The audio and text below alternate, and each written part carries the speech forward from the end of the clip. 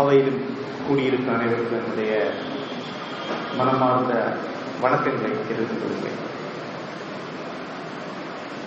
வாசிப்பும் இலக்கிய வாசிப்பும் என்ற தலைப்பில் சில கருத்துக்களை சொல்லலாம் என்று நினைக்கிறேன்.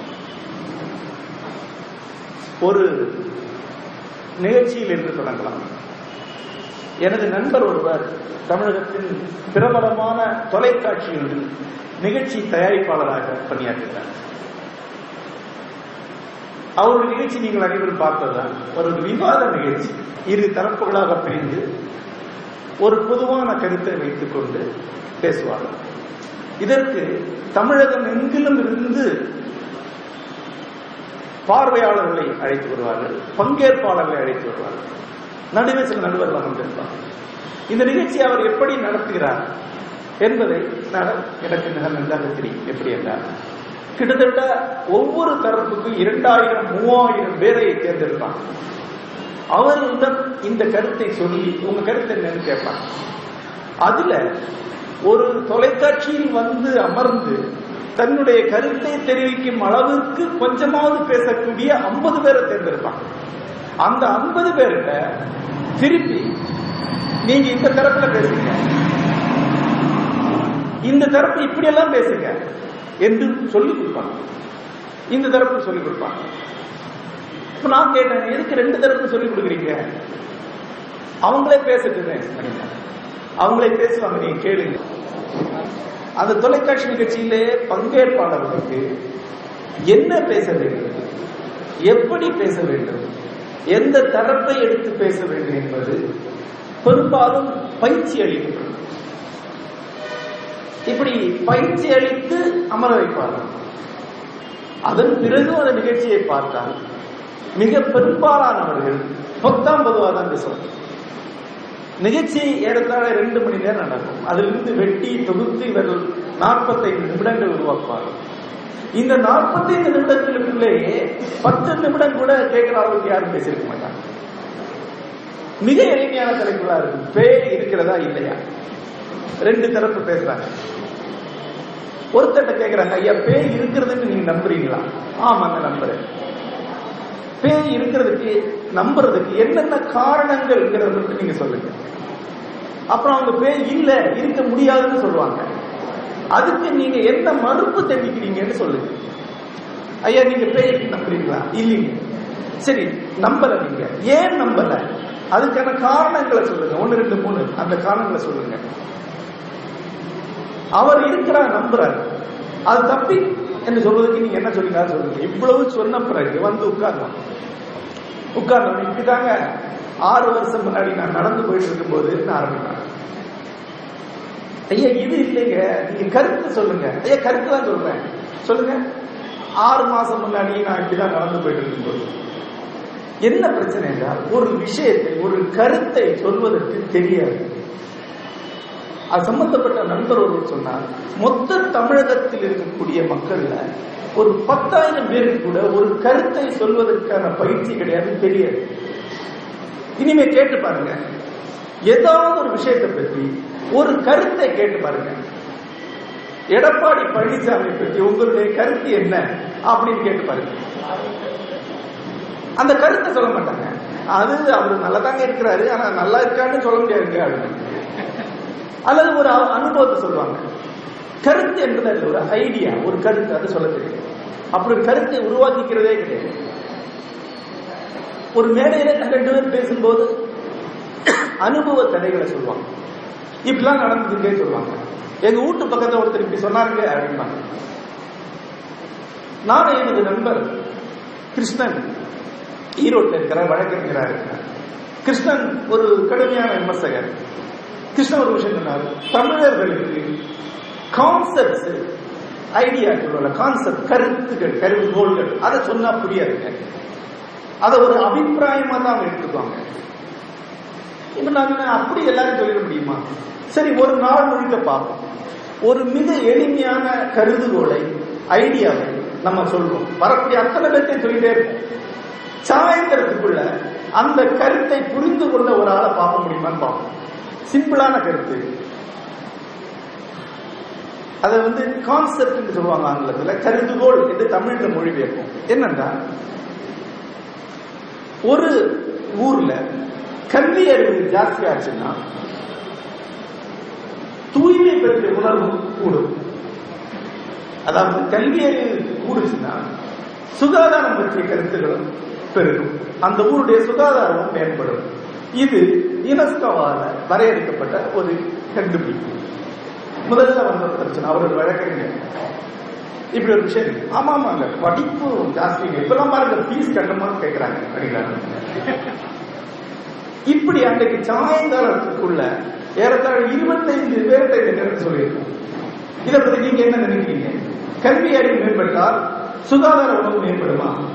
நீங்க என்ன சொல்லலாம்? வாய்ப்பு இருக்குங்க. கல்வி அறிவு மேம்படும் போது சுகாதார கருத்துக்களை தெரிஞ்சுக்குவாங்க, தாங்கள் சுகாதாரம் இருக்க நினைப்பாங்க, ஆகவே சுகாதாரம் மேம்படும். இப்படி நீங்க இருக்கலாம். இல்லைங்க, அது ரெண்டுக்கு சம்பந்தம் கிடையாது. கல்வி அறிவு எவ்வளவோ மேம்பட்டாலும் கூட சுகாதாரம் மேம்படுற வாய்ப்பு கிடையாது. அப்படி மேம்பட்டுனா நம்ம ரயில்வே ஸ்டேஷனோ அல்லது ஏர்போர்ட்டோ டாய்லெட் கிளீனா இருக்கணும்ல, அங்க இதை விட கேவலமா தானே இருக்கு. அப்ப நம்ம உலக கல்விக்கும் சுகாதாரம் சம்பந்தம் கிடையாதுங்க. இது ரெண்டு தரப்புல எதை எடுத்தாலும் நீங்க அந்த கருத்தை புரிந்து கொள்வீங்க. ஆனா எந்த கருத்து வரும் தெரியுமா? ஆமா, நாட்டுல கல்வி அறிவு மிகுந்திருக்கணும், அப்பதாங்க ஒழுக்கமா இருப்பாங்க ஜனங்கள். அல்லது கல்வி அறிவு சுகாதாரம் சம்பந்தப்படும் போது ஸ்கூல்ல இந்த சுத்தமா இருக்கிறது சொல்லிக் கொடுக்கணுங்க. இந்த மாதிரி சம்பந்தமே இல்லாம தான் சொல்றாங்க. இனிமே நீங்க வீட்டுக்கு போய் ஒரு கருத்தை எடுத்து ஒரு ஆட்ட சொல்லுங்க, ஒரு நாள் கழித்து அவர் என்ன புரிந்து கொண்டாரு கேளுங்க. அவர் ஒரு சாதாரணமான ஒருத்த வழியாக புரிஞ்சு ஒரு மிக எளிமையான கருத்தை இந்த லட்சத்துல புரிந்து கொள்ளும் போது இன்றைக்கு உலகம் என்பது நூற்றுக்கணக்கான கருத்துக்கள் ஒவ்வொரு நாளும் வந்து கொண்டிருக்கக்கூடிய ஒரு சூழல். நான் தமிழ் ஹிந்து நாளிதழுடைய இணையதளத்தை தொடர்ந்து பார்க்கக்கூடிய, நீங்க இன்னைக்கு இப்ப போய் கூட அதை பரிசோதிக்கலாம். மேல ஒரு ஆசிரியர் ஒரு கட்டுரை எழுதியிருப்பார். அந்த கட்டுரை கீழே வாசகர் கடிதங்கள் இருக்கும், 20, 30, 50 வாசகர் கடிதங்கள். முதல் கடிதமோ அல்ல இரண்டாவது கடிதமோ அந்த மேல சொன்ன அந்த கட்டுரையோட ஏதோ வகையில சம்பந்தப்பட்டதா இருக்கு. கீழே இருக்கிற அத்தனை கடிதமும் ஒன்று விடாம அத்தனை கடிதமுமே மேல இருக்கிற கட்டுரைக்கு சம்பந்தமே இல்லாம அது எந்த வகையிலே புரிந்து கொள்ளாம எழுதப்பட்டதா இருக்கு. யோசிச்சு பாருங்க, இணையத்துல போய் தமிழ்ல டைப் பண்ணி உள்ள போடக்கூடிய அளவுக்கு தெரிஞ்சவன் இப்படி எழுதுறான். என்ன மதிப்புக்குரிய ஆசிரியராகிய P.A. கிருஷ்ணன் தமிழ் இந்து தளத்தில் ஒரு கட்டுரை எழுதினார். அறிவியல் மனநிலை பத்தின கட்டுரை. அறிவியல் மனநிலைனால் என்ன? அதுக்கு அவர் சொல்றாரு, அறிவியல் மனநிலை என்பது கடந்த 300 ஆண்டுகளாக உருவாகி வந்த ஒரு 16ஆம் நூற்றாண்டு இறுதியில உருவானது என்று சொல்வார்கள். இன்னும் சொல்ல போனால் நவீன அறிவியலின் தொடக்கம் என்பது பிரிட்டிஷ் அறிவியலாளராகிய பிரிட்டிஷ் அறிவியலாளருடைய காலகட்டத்திலிருந்து வந்தது. அதுக்கு ஒரு பீரியட். அது என்னன்னா, ஒன்று அப்ஜெக்டிவிட்டி, புறவயத்தன்மை. பிரான்சிஸ் பேக்கனுடைய சிந்தனைகளிலிருந்து அது உருவாகி சொல்லுவாங்க. அவர் தான் நவீன அறிவியலின் கொள்கைகளின் தந்தை என்று சொல்லுவாங்க, பிரான்சிஸ் பேக்கன். அதாவது ஒரு விஷயத்தை எடுத்துக்கிட்டா, இது புறவயமாக நிரூபிக்கப்படலாம். எனக்கு மட்டும் உண்மையா இருக்கக்கூடாது, உங்களுக்கு உண்மையா இருக்கணும், இவருக்கு உண்மையா இருக்கணும், இன்னைக்கு உண்மையா இருக்கணும், நாளைக்கு உண்மையா இருக்கணும், எப்ப பார்த்தாலும் உண்மையா இருக்கணும். அப்பதான் அது அறிவியல். 2, அதுக்கு ஒரு தியரி இருக்கணும். இது ஏன் உண்மையா இருக்கிறது என்றால் இன்னென்ன காரணங்களால் இது உண்மையா இருக்கு. 3, அது மறுக்கிறதுக்கு வாய்ப்பு இருக்கு. நீங்க இன்னென்ன காரணங்கள் தவறு என்று நிரூபித்து விட்டால் இந்த உண்மை தவறாகும். இந்த 3 அம்சம் இருந்தாலும் அது அறிவியல். இந்த 3 அம்சங்கள் இல்லை என்றால் அது அறிவியல் கிடையாது. நான் சொல்ல புரியுது. அறிவியல் என்றால் என்ன? அறிவியல் மனநிலை என்றால் என்ன? 1, அது புறவயத்தன்மையோடு இருக்கணும். 2, அதுக்குன்னு ஒரு கோட்பாடு, ஒரு தியரி, லாஜிக் இருக்கணும். 3, அதுக்கு மறுப்பு கூறும் வாய்ப்பு இருக்கணும். கடவுள் இருக்கிறார் என்பது ஒரு அறிவியல் உண்மை கிடையாது. ஏன்னா நீங்க அதை எப்படி மறுப்பீங்க? நீங்க எப்படி மறுத்தாலும் நான் ஒத்துக்க மாட்டேன். அப்படின்னா அது அறிவியல் உண்மையா? இல்ல. ஆக தமிழ்நாட்டில் இந்த அறிவியல் பிரக்ஞை, அறிவியல் மனநிலை மிக குறைவாக இருக்கிறது. மரபான விஷயங்களை, மதம் சார்ந்த விஷயங்களை, பண்பாட்டு சார்ந்த விஷயங்களை கண்மூடித்தனமாக நம்புகிறார்கள். மாற்று மருத்துவம் என்ற பெயரில், பாரம்பரிய மருத்துவம் என்ற பெயரில் வரக்கூடிய பல விஷயங்களுக்கு அறிவியல் ரீதியான நிரூபணங்கள் எதுவும் இதுவரைக்கும் அடையப்படவில்லை. அது நம்பிக்கையாகத்தான் இன்றைக்கு இருக்கிறது என்று அந்த கட்டுரை சொல்றார். இந்த கட்டுரை நீங்க எவ்வளவோ விஷயங்களை மறுக்கலாம். எப்படி எல்லாம் மறுக்கலாம்? இல்ல, அறிவியல் நம்பிக்கை இங்க இருக்கு, பாரம்பரியமான விஷயங்களை இந்த முறைப்படி மறுக்கலாம் என்றெல்லாம் நீங்க வாதிடலாம். ஆனா கீழே பின்னூட்டங்கள் என்னன்னு பார்த்தா, 1,00,000 வருடங்களுக்கு முன்னால் தமிழன் மருந்தை கண்டுபிடித்தான். இந்த உலகத்திற்கே மருந்தை அளித்தவன் தமிழன். தமிழனுக்கு அறிவியல் இல்லை என்று சொல்வது முட்டாள்தனமானது. அறிவியல் இல்லாமலாக தமிழர் அந்த காலத்திலே இந்த மூலிகைகளை பயன்படுத்தினார்கள். இப்படியே கீழே ஒரு 60 பின்னூட்டம் இருக்கு. இந்த 60 பின்னூட்டம் படித்தவங்களுக்கும் மேல அறிவியல் மனநிலைன்னு ஒரு விஷயம் சொல்றாரு இல்லையா, அது புரியவே இல்லை. அவங்க இதை என்ன எடுத்துட்டாங்கன்னா, தமிழனுக்கு அறிவியல் என்று சொல்றாரு. அதை எப்படி சொல்ல முடியும்? தமிழனுக்கு அறிவியல் இருக்கு, இவ்வளவுதான். இந்த மனநிலை நமக்கு எப்படி இருக்கு? ஒரு சின்ன சாதாரண கருத்து நமக்கு சொல்லி புரிய வைக்க முடியும். ஒரு சின்ன சாதாரண கருத்து நீங்க சொல்லுங்க சொன்னா சொல்ல தெரியாது. இப்படிப்பட்ட ஒரு மாபெரும் திரளாக நாம் எப்படி ஆனோம்? இது ஒரு அப்பட்டமான வருத்தம் தரும் உண்மை. கல்லூரிகள்ல போய் அவங்க படிக்கக்கூடிய பாடத்தில் இருந்து ஒரு கருத்தை சொல்லி அதை நீங்க புரிஞ்சுக்கிட்டீங்களா கேட்டு பாருங்க. ஒரு கருத்தை தெரிந்து கொள்வது வேற, புரிந்து கொள்வது வேற. ஒரு கருத்தை புரிந்து கொள்ளணும்னா அந்த கருத்தை மறுக்க தெரிஞ்சிருக்கணும். ஒரு மாணவியிட கேட்குறீங்க, வயிற்றுப்போக்கு பொதுவாக எந்த நோயினால் வரும்? பாக்டீரியாவால் வரும் சொல்லுவாங்க. சரி, இந்த கருத்தை மறுத்து பேசு. அப்படி ஒரு மறுத்து பேசுவதற்கு ஒரு 2 வரியை சொல்ல முடிஞ்சாதான் அந்த கருத்து புரிந்திருக்குன்னு அர்த்தம். அல்லது ஒரு கருத்தை படிச்ச உடனே அதுக்கு இணையான ஒரு ஓமையை, ஒரு சிமிலியை, ஒரு ஊமையை சொல்ல முடிஞ்சா கூட அந்த கருத்தை புரிஞ்சிருக்குன்னு அர்த்தம். ஆனா நம்ம மாணவர்கள் அத்தனை பேரும் அந்த கருத்தை திருப்பி சொல்லுவாங்க. ஏன்னா மனப்பாடம் பண்ணியிருப்பாங்க.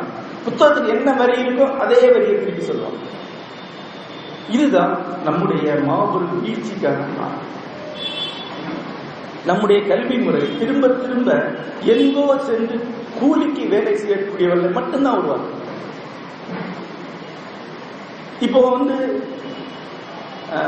ஒரு 2-3 வருடங்களுக்கு முன்பு எந்த கூட்டத்திலும் பேச்சாளர்கள் மிகுந்த திமிரோட பேசுறத பார்க்கலாம். சாதாரண பேச்சாளர்னா சாதாரண பேச்சாளர். இன்றைக்கு தமிழகத்தின் இளைஞர்கள் உலகத்தை வைத்துக் கொண்டிருக்கிறார்கள். கணிப்பின் துறை இவங்கதான் முன்னணியில் இருக்கிறார்கள். இன்றைக்கு அதே பேச்சாளர், ஐயா ஒரு வருஷத்துக்கு 2 லட்சம் பேருக்கு வேலை போகுன்னு சொல்றாங்க, அதை பத்தி நீங்க என்ன நினைக்கிறீங்க கேட்டா பதில் இருக்காரு. என்ன காரணம்? ஒரு வருஷத்துக்கு 2 லட்சம் பொறியியலாளர்கள் வெளிவரக்கூடிய தமிழகத்தில் கடந்த 10 வருடங்கள் தமிழர்கள் கண்டுபிடித்து சாதித்த என்ன விஷயம், என்ன அறிவியல் உரிமை பெறப்பட்டது? மொத்த இந்தியாவிலிருந்து கூட உலக அளவில் பொருட்படுத்தும்படியான ஒரு கண்டுபிடிப்பும் கண்டுபிடிக்கப்படவில்லை. வேறு எவரும் செய்யக்கூடிய வேலைக்கு அடுத்த கட்ட வேலையை செய்யக்கூடியவர்களாக ஒரு கட்டடம் கட்டுதான் கொத்தனாராக போய் செங்கல் அடுக்கக்கூடியவர்களாகத்தான் நம்முடைய சூழல் இருக்கிறாங்க. அதுக்குதான் இங்க நம்ம சொல்லிக் கொடுக்கணும். எல்லாரும் சொல்லுவாங்க, இன்னொரு 10 வருடத்தில் அமெரிக்காவை இந்தியா விஞ்சிவிடும். நான் மிக நன்றாக அமெரிக்காவை தெரிந்தவர், பலமுறை அமெரிக்கா சென்றிருக்கிறேன், பார்த்திருக்கிறேன். 100 வருடங்களுக்கு அமெரிக்காவினுடைய ஆதிக்கம் உலகத்திற்கு எந்த வகையில் செல்லாது. ஐரோப்பாவுடைய மேலாதிக்கத்தை உலகம் 100 வருடங்களை கடக்க முடியாது. சீனா கடக்க முடியாது. ஏன்? அறிவார்ந்த மேலாதிக்கம். நம்ம விட கல்வியில, நம்ம விட சிந்தனையில, நம்மளை விட கற்பனையில அவங்க ஒரு படி மேல். ஒரு படி என்ன, பல படிகள் மேல். நான் அமெரிக்கால செல்லும் போது ஒரு மெட்ரிகுலேஷன், அதாவது ஒரு 12வது வகுப்பு அளவுக்கு படிக்கக்கூடிய ஒரு மாணவன், அவருடைய பாடத்தின் ஒரு பகுதியாகவே சாதாரணமாக ஒரு வாரத்துக்கு 200 அல்லது 300 பக்கம் கொண்ட புத்தகத்தை படிக்கிறது தான். என்னுடைய நண்பருடைய பிள்ளைங்க படிக்கிறாங்க. சமயத்தில் பிரிட்டன் போயிருந்த போது என் நண்பர் சிவா கிருஷ்ணமூர்த்தியோட பையன் 10ஆம் கிளாஸ் படிக்கிறான். இந்த தேர்ட் ரீச் இந்த புத்தகத்தை படிக்கிறான். அந்த நீங்க உன்னுடைய ஆர்வத்திலால் படிக்கிறான் இல்லை, என்னுடைய பாடத்திட்ட பரிந்துரைக்கப்பட்டிருக்கிறது. இது ஜெர்மனியுடைய எழுச்சி வீழ்ச்சி பற்றின மிக முக்கியமான மிக கனமான புத்தகம். தமிழகத்தில் பட்ட மேற்படிப்பு படிக்கக்கூடிய மாணவர்கள் மொத்த தமிழகத்தில் 100 பேர் அந்த புத்தகத்தை படிக்கிறீங்க. அப்ப நம்முடைய அறிவு தரம் எங்கே? ஐரோப்பா எந்த பொருளை உற்பத்தி செய்கிறது? ஐரோப்பா எந்த பொருளை ஃபேக்டரி உற்பத்தி உங்களுக்கு விற்குது? எதுவுமே கிடையாது. அமெரிக்கா உற்பத்தி செய்யக்கூடிய பொருட்கள் உலக சந்தையில் எவ்வளவு இருக்கு? மிக குறைவாக. அந்த டிசைன் தான் அமெரிக்கா உள்ளது, அந்த ஐடியா தான் ஐரோப்பா உள்ளது. உற்பத்தி பண்றதெல்லாம் நாம தான். சீனாவில் இந்தோனேஷியாவில் ஃபேக்டரி வச்சு உற்பத்தி பண்ணுவோம், அதை நாம அவங்களுக்கு அளிப்போம். சாப்ட்வேர் அவ்வளவு அவங்களுடையது, ஆனா டைப் படிக்கிறது முழுக்க நாம. ஏன்? தமிழில் எடுக்கக்கூடிய சினிமாவுடைய கிராபிக்ஸ் ஒர்க் அவ்வளவு வெளிநாட்டை தான் நாம பண்றோம். ஏன்னா இங்க தரமா பண்ண முடியாது. ஆனா அந்த வேலையை செய்யக்கூடிய ஆட்கள் இங்க உள்ளவங்க. ஒரு சைனா கம்பெனியோ ஒரு ஐரோப்பிய கம்பெனியோ அதை குத்தகைக்கு எடுக்குது. எந்திரன் படத்துடைய அத்தனை கிராபிக்ஸ் ஒர்க்கையும் அமெரிக்க நிறுவனம் தான் பண்ணுது. அந்த நிறுவனத்தில் வேலை பார்க்கிற அத்தனை பேர் நம்ம ஆளுங்க இங்க இருந்து போனாங்க. ஏன்னா அந்த ஐடியா அவங்க கிடையாது, அந்த எண்ணம் அந்த கருத்தை நம்மால் உருவாக்க முடியல. அந்த வேலையை தான் வாங்க செய்ய முடியும். இதுதான் அவங்களுடைய வெற்றியுடைய அவங்களுடைய மேலாதிக்கத்துடைய ரகசியம். இந்த நூற்றாண்டை வடிவமைத்த அத்தனை விஷயங்களும் அவங்க தான் உருவாக்குறாங்க. ஒரு 25 வருஷங்களுக்கு முன்னாடி MS உதயமூர்த்தி என்ற ஒருவர் இங்கே வந்தார். அவருடைய புத்தகங்களுக்கு அதிகமாக விற்றிருந்தன. அவருடைய புத்தகங்கள் விற்ற காலத்தில் அவர் அதிகமாக பேசின முன்னுதாரணம் ஜப்பான். ஜப்பானை பார், அந்த வரி வராத மேடையே கிடையாது. ஜப்பானை பார். இன்றைக்கு ஜப்பானை பார்னு யாரா சொல்லுவாங்களா? இங்க ஜப்பான் என்ன இருக்குது? தொடர்ந்து பொருளாதார வீழ்ச்சியில அரசியல் சிக்கல்ல சிக்கி இருக்கக்கூடிய ஒரு தேசம். உங்களுக்கே தெரியும், 25 வருஷம் முன்னாடி நீங்க மலிவு விலை பொருட்கள் அனைத்தையும் ஜப்பானிய பொருட்கள் தான் வாங்கிருக்கீங்க. இன்னைக்கு சீன பொருட்களை வாங்கிருக்கீங்க.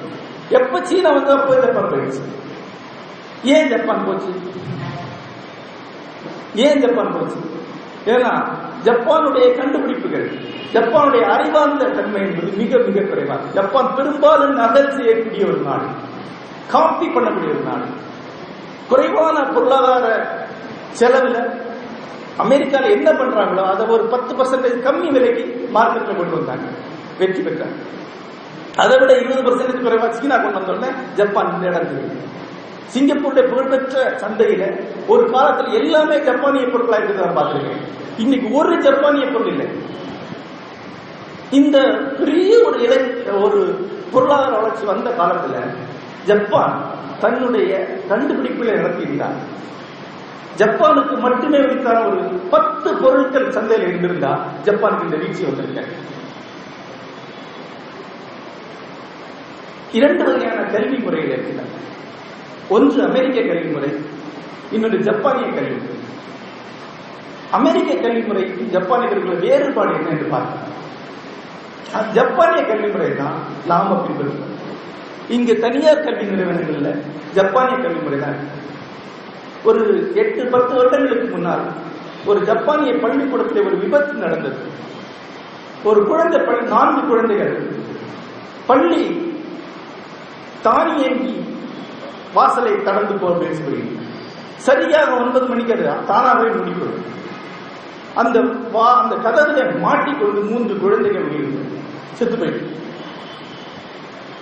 அந்த பள்ளி நிறுவனம் மன்னிப்பு கேட்கவில்லை என்பது மட்டுமல்ல, எங்களுடைய டிசிப்ளின் அப்படிப்பட்டது. நாங்கள் அப்படித்தான் சொல்லிக் கொடுப்போம். இதுக்காக தான் எங்கள்கிட்ட சேர்க்கிறாங்க. 9 மணி என்றால் 9 மணி தான், 1 நிமிஷம் முன்னாலே இல்லை பின்னாலே இல்லை. அந்த கல்வி முறை தான் இப்ப ஜப்பானை கொண்டு உட்கார வச்சிருக்கு. இப்ப அவங்க அதை திருப்பி மாற்ற ட்ரை பண்றாங்க. ஆசிய பொருளாதார புலிகள் என்று சொல்லக்கூடிய கொரியா, தாய்வான், சிங்கப்பூர் எல்லா நாடுகளும் தங்களுடைய கல்வி முறையை மாற்றுவதற்கு மிகப்பெரிய அளவில் முயற்சி பண்றாங்க. ஏன்னா மாணவர்களை ராணுவ அளவில் பயிற்சி கொடுத்து சிறந்த தொழிலாளர்களாக உருவாக்குவது பொருட்டு உருவாக்கப்பட்ட கல்வி முறை அவங்களுக்கு திரும்பி திரும்பி திரும்பி ஒன்று செய்யறது. அச்சு அசலா அப்படி எழுதுறது, 100க்கு 99.9 மார்க் வாங்க வைக்கிறது. இதெல்லாம் சிறந்த மாணவன் என்று அடையாளப்படுத்துவது. அப்படியே வெளியே வர்றாங்க. பிரிண்ட் பண்ணி விட்ட ரூபா நோட்டு மாதிரி ஒரு நோட்டுக்கு இந்த நோட்டுக்கு ஒரு வித்தியாசம் கிடையாது. இந்த கும்பலை வைத்துக் கொண்டு ஏற்கனவே செய்யப்பட்ட வேலையெல்லாம் செய்ய முடியுமே ஒழிய புதிதாக ஒன்றை செய்ய முடியும். அந்த விழிப்புணர்வு இன்றைக்கு அவங்களுக்கு வந்திருக்கு. மாறாக அமெரிக்க கல்வி முறை என்பது ஒவ்வொரு மாணவன் இருக்கக்கூடிய அவனுக்கு மட்டுமே உரித்தான கிரியேட்டிவிட்டியை, படைப்பு தன்மை, அறிவான் தன்மை வெளியே கொண்டு வரும் நண்பர்கள். அமெரிக்காவில் சமீபத்தில் சென்றிருந்த போது ஒரு இயற்கை சூழலை பார்ப்பதற்காக சென்றிருந்தோம். வாசல்ல ஒரு அம்மணி என்கிட்ட நான் உங்களுக்கு இதை சொல்லித்தரவா என்று கேட்டாங்க. சரி வாங்க என்று கூட்டிக் கொண்டு சென்றோம். உள்ளே சென்று அவங்க சின்ன சின்ன சின்ன தகவல்களை சொன்னாங்க. அப்ப வந்துட்டு இவங்க ஒரு கைடா இருக்க வாய்ப்பு இல்லை. கைடா இருந்தாங்கன்னா ஒரு பெரிய அறிஞர் இவங்க. இந்த செடி இத்தனை வருஷம் இங்க வந்தது அப்படிங்கிறாங்க. இந்த பறவை இந்த சீசன்ல இங்க வரும், இந்த சீசன்ல திருப்பி போகும் அப்படிங்கிறாங்க. தொடர்ந்து ஒரு 20-25 விஷயங்களை டீட்டெயிலா சொன்னாங்க. அப்புறம் திருப்பி வந்த பிறகு நீங்க ப்ரொஃபஷனல் கைடா என்று கேட்டோம். ஏன்னா பணம் கொடுக்கணுமா வேண்டாமாங்கிறது. இல்லை, நான் இயற்கை பாட ஆசிரியர், எனக்கு இப்போ விடுமுறை காலம், ஆகவே நான் இங்க வரக்கூடிய இயற்கையை பற்றி சொல்லிக் கொடுக்குறேன் என்று சொன்னாங்க. அப்போ வழக்கமான ஒரு இந்திய முட்டாள்தனத்தோடு நான் ஒரு கேள்வி கேட்டேன். அட்டன்பரோவுடைய அந்த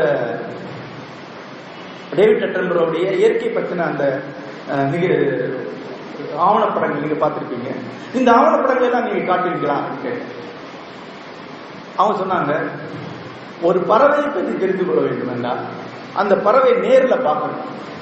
2, அந்த பறவையை மொழி வழியாக தெரிந்து கொள்ளணும். அந்த பறவையை பார்க்கணும், மொழியில அதை சொல்ல தெரிஞ்சிருக்கணும். இது 2க்கு பேர் தான் அறிவு என்பது. அந்த பறவையை தினசரி காலையில 3 தடவை நீங்க வீடியோல பார்த்தா கூட அந்த பறவை பற்றி உங்களுக்கு ஒண்ணுமே தெரியாது. அந்த பறவை நேர்ல அடையாளம் பண்றது கூட கஷ்டம். ஆகவே எங்களுடைய கல்வி நிறுவனத்தில் டிவி, ஆடியோ, வீடியோ நிகழ்ச்சியில் எதுவுமே கிடையாது. மொழி வழி கல்வி தான். 2வதாக நேரடி அனுபவ கல்வி. நம்முடைய கல்வி முறை பாருங்க, ஸ்மார்ட் கிளாஸ் இன்னைக்கு 4 பக்கம் டிவி வச்சிருக்கேன். நான் சிங்கப்பூரில் ஒரு 2.5 மாத காலம் ஒரு வருகை தேர்வு பேராசிரியராக பணியாற்றினேன். அந்த பணிக்கு என்னை ஏன் தேர்ந்தெடுத்தார்கள் என்றால், கடந்த 5 ஆண்டு காலமாக தொடர்ச்சியாக சிங்கப்பூர், கொரியா போன்ற அரசுகள் தங்களுடைய கல்வி முறையை அமெரிக்கா மாதிரி மாற்றுவதற்கு முயற்சி செய்வது, அமெரிக்கா மாதிரி தங்களுடைய மாணவர்களை புத்தகம் படிக்க வைப்பதற்கு முயற்சி செய்கின்றனர். ஒரு வருஷத்துக்கு சிங்கப்பூர் அரசு வாசிப்பை உருவாக்குவதற்கு செலவழிக்கும் பணம் என்பது நினைத்து பாருங்க எவ்வளவு பெரிய பணம். நீங்க ஒரு புத்தகம் வேணும்னு கேட்டா வீட்டுல கொண்டு வந்து கொடுப்பாங்க. புத்தகம் எடுத்து படித்து அவங்களுக்கு பைசா கொடுப்பாங்க. புத்தகத்தை படிக்க வைப்பதற்காக என்னை போன்ற எழுத்தாளர்களை கூட்டி வந்து தங்கி பெரும் பணத்தை ஊதியமாக கொடுத்து மாணவர்களுக்கு படிக்க சொல்லிக் கொடுத்தாங்க. அவங்க படிக்கிறதுல என்ன பிரச்சனை இருக்குன்ற அறிக்கையை என்கிட்ட கேட்கிறாங்க. நான் சென்றிருந்தது அந்த மாணவர்களை கதை படிக்க வைக்கிறதுக்கான பயிற்சியை அளிப்பதற்கான, கதை படிக்க வைக்கிறதுக்கான பயிற்சி அளிப்பது. அந்த வகுப்புகளை நான் பார்த்தேன். ஸ்மார்ட் கிளாஸஸ், 4 டிவி ஒரு கிளாஸ்ல. அப்ப நான் இங்க இருந்து கிளாஸ் எடுத்தா இங்க டிவில தெரியும், அங்க டிவில தெரியும், அங்க டிவில தெரியும். நான் டிவியில தெரிய வேண்டாம், அதை பார்த்து படிக்கலாம் வேண்டாம். அப்புறம் நான் இங்க 2 வருஷத்துல நான் ஊட்ட இருந்திருக்கலாங்க. என் கூட நேரடியாக பேசுறதுக்கு மட்டும் போது எல்லா டிவியும் ஆஃப் பண்ணி வச்சுதான் நான் ஒப்பு. அது காலாவதியான ஒரு கல்வி, தோற்று போன ஒரு சிஸ்டத்துடைய கல்வியை நாம் கொடுத்துருக்கோம். அதனால்தான் இவ்வளவு தேக்க நிலை நமக்கு இருக்கு. என்னோட நண்பர் அரங்கசாமி ஒரு தொழில் நிறுவனம் நடத்துகிறார். 1B என்ற பெயர்ல ஒரு தொழில் நிறுவனம். அது வீட்டு பாதுகாப்பு மின்னணு கருவிகளை விற்கக்கூடிய ஒரு நிறுவனம். கதவை மூடுறது திறக்கிறதுலாம் அதுவே கண்காணிக்கும், கேமராக்கள் இருக்கு. இத இவர் தமிழகம், கேரளா, ஆந்திரா பகுதிகளில் விநியோகம் செய்கிறார். இந்த கருவி எப்படி பயன்படும், இது என்னென்ன செய்யும் என்கிறத பற்றி 8 பக்கத்துக்கு ஒரு துண்டு பிரசுரம் வெளியிட்டார். இந்த டீலர்கள் எல்லாரையும் வரவழைக்கிறார். ஒரு கூடத்துல 300 டீலர்கள் உட்கார்ந்து இருக்காங்க. இவங்களுக்கு இந்த துண்டு பிரசுரத்தை கொடுக்குறாங்க. இந்த துண்டு பிரசுரத்துல ஒரு சின்ன படம் இருக்கும். அதுக்கு பிறகு இந்த சர்க்கியூட் என்னென்ன பண்ணும், இது எப்படிலாம் ஃபிட் பண்ணும், இதுக்கு தன்மை என்ன, இதெல்லாம் இருக்கு. எல்லாரும் ஆளுக்கு ஒரு காப்பி வாங்கிட்டு உட்காந்துருக்காங்க. எல்லாரும் இளைஞர்கள். அப்புறம் இவர் பேச ஆரம்பிக்கும் போது நீங்க படிங்க அப்படிங்கிறாங்க. இல்ல படிச்சுட்டு நீங்க சொல்லுங்க அப்படிங்கிறாங்க. என்ன நடந்தது என்றால் ஏறத்தாழ 2.5 மணி நேரத்தில் ஒருவர் கூட வெறும் 600 வார்த்தைகள் மட்டுமே கொண்ட அந்த துண்டு பிரசுரத்தை படிக்கல. அந்த துண்டு பிரசுரத்தில் கொடுக்கக்கூடிய அந்த பொருளை பல லட்சம் ரூபாய் செலவு பண்ணி இவர் விற்க போறாரு. அதை நம்பி தொழில் செய்ய போறாங்க. ஆனா 600 வார்த்தை படிக்க மாட்டாங்க. நீங்க வாயால சொல்லுங்க சார் கேட்டுக்கிறோம். இன்னைக்கு அதை படிக்க எல்லாமே அதுல இருக்கு. இருக்கட்டுங்க நீங்க சொல்லுங்க. அப்புறம் நிகழ்ச்சி முடிஞ்சு எழுந்திரிச்சு போறாங்க. 300 பிரசுரம் அங்கே காலில் கிடையாது. ஒருத்தர் கூட எடுத்துட்டு போகல. அப்ப என்ன போன் பண்ணிட்டு சார் 600 வார்த்தை சார் 600 வார்த்தை படிச்சீங்கன்னா 7 நிமிஷம் 8 நிமிஷத்துல படிக்க முடியாது. படிக்க மாட்டேங்கிறாங்க. நான் சொன்ன படிக்கிறது சாதாரண விஷயம் இல்லை. இதுக்கு முன்னாடி என்னத்தை படிச்சா இதை மட்டும் படிக்கிறதுக்கு கொண்டாடி லெட்டர் அடிச்சா கூட போன போல சுருக்கமா சொல்லின்னு கேட்கக்கூடியவர் தான் தமிழ். அதை எந்த படிக்க போறாங்க? இப்ப என்ன பண்ணலாம் அப்படின்னா நான் படிக்க வேண்டாம், லெட்டர்ஸ் விட்டுருங்க, எழுத்துக்களே வேண்டாம், வெறும் கார்ட்டூன் படங்கள் மாதிரி சொல்லுங்க. அது பிறகு இன்னொன்னு அடிச்சார் அவர். வெறும் படம் 1 வரி 2 வரி அவ்வளவுதான். படங்கள் அதை ஆர்வம் பார்க்க படம் பார்க்க படம் பார்த்து தெரிஞ்சு சொல்றாங்க, படிக்க மாட்டாங்க. இதுதான் பிரச்சனை. இப்போ ஒவ்வொரு மேடையிலும் எழுத்தாளர் படிங்க படிங்கன்னு சொல்றாங்க. எப்படி படிக்க முடியும்? கண் மருத்துவர் எழுதி போட்டிருக்காரு, வல்ல கர்ற அப்படின்னு போட்டிருக்காரு. பார்த்தா பாட்டியை உட்கார வச்சு மேலே எழுத்து தெரியுதா? தெரியல. அதுக்கு அடுத்து எழுத்து தெரியுதா? தெரியல. அவ்வளவு தெரியலையா? அதுக்கு மேல அதுவும் தெரியல. அது மேல கொட்டை எழுத்துக்கா தெரியுதா? அதுவும் தெரியல. படிக்க முடியல. பிளைண்ட் மாதிரி இருக்க அப்படின்னா ஏன் தெரியல அப்படிங்கிற. எனக்கு படிக்க தெரியாதுங்க. புத்தகத்தை படிக்கிறது ஒருத்தர் சொல்லலாம். நம்ம ஒரு வயலினை எடுத்து வாசிங்கன்னு சொல்லுவீங்களா? சொல்ல முடியாதுல்ல. வயலின் வாசிக்கிறதை கத்துக்கணும் இல்ல. ஆனா புத்தகம் படிக்கிறதுக்கு மட்டும் தமிழ் தெரிஞ்சா போதும் நினைக்கிறாங்க. அப்படி இல்லை. தமிழ் புத்தகத்தை படிப்பதற்கு தமிழ் மட்டும் தெரிஞ்சா போத படிக்க தெரிஞ்சிருக்கு. அந்த பயிற்சியை தான் கல்லூரிகளிலையும் பள்ளிக்கூடத்திலையும் கொடுக்கணும். ஒன்றுமே சொல்லிக் கொடுக்க வேண்டிய அவசியம் கிடையாது. ஒரு சரியான அமெரிக்க கல்வி என்பது விஷயங்களை மாணவர்களுக்கு சொல்லிக் கொடுப்பது அல்ல. விஷயங்களை சொல்லிக் கொடுப்பதில்லை. அது மாணவர்களுக்கு அவங்களுக்கே தெரியும். எப்படி விஷயங்களை தெரிந்து கொள்வதற்கு நீங்க பயிற்சியை மட்டும் அளிப்பதா, புத்தகம் படிப்பதற்கான பயிற்சியை மட்டும் அளிப்பதா அமெரிக்க கல்வி. என்னோட நண்பர் நியூஜெர்சியில் இருக்கிறார்.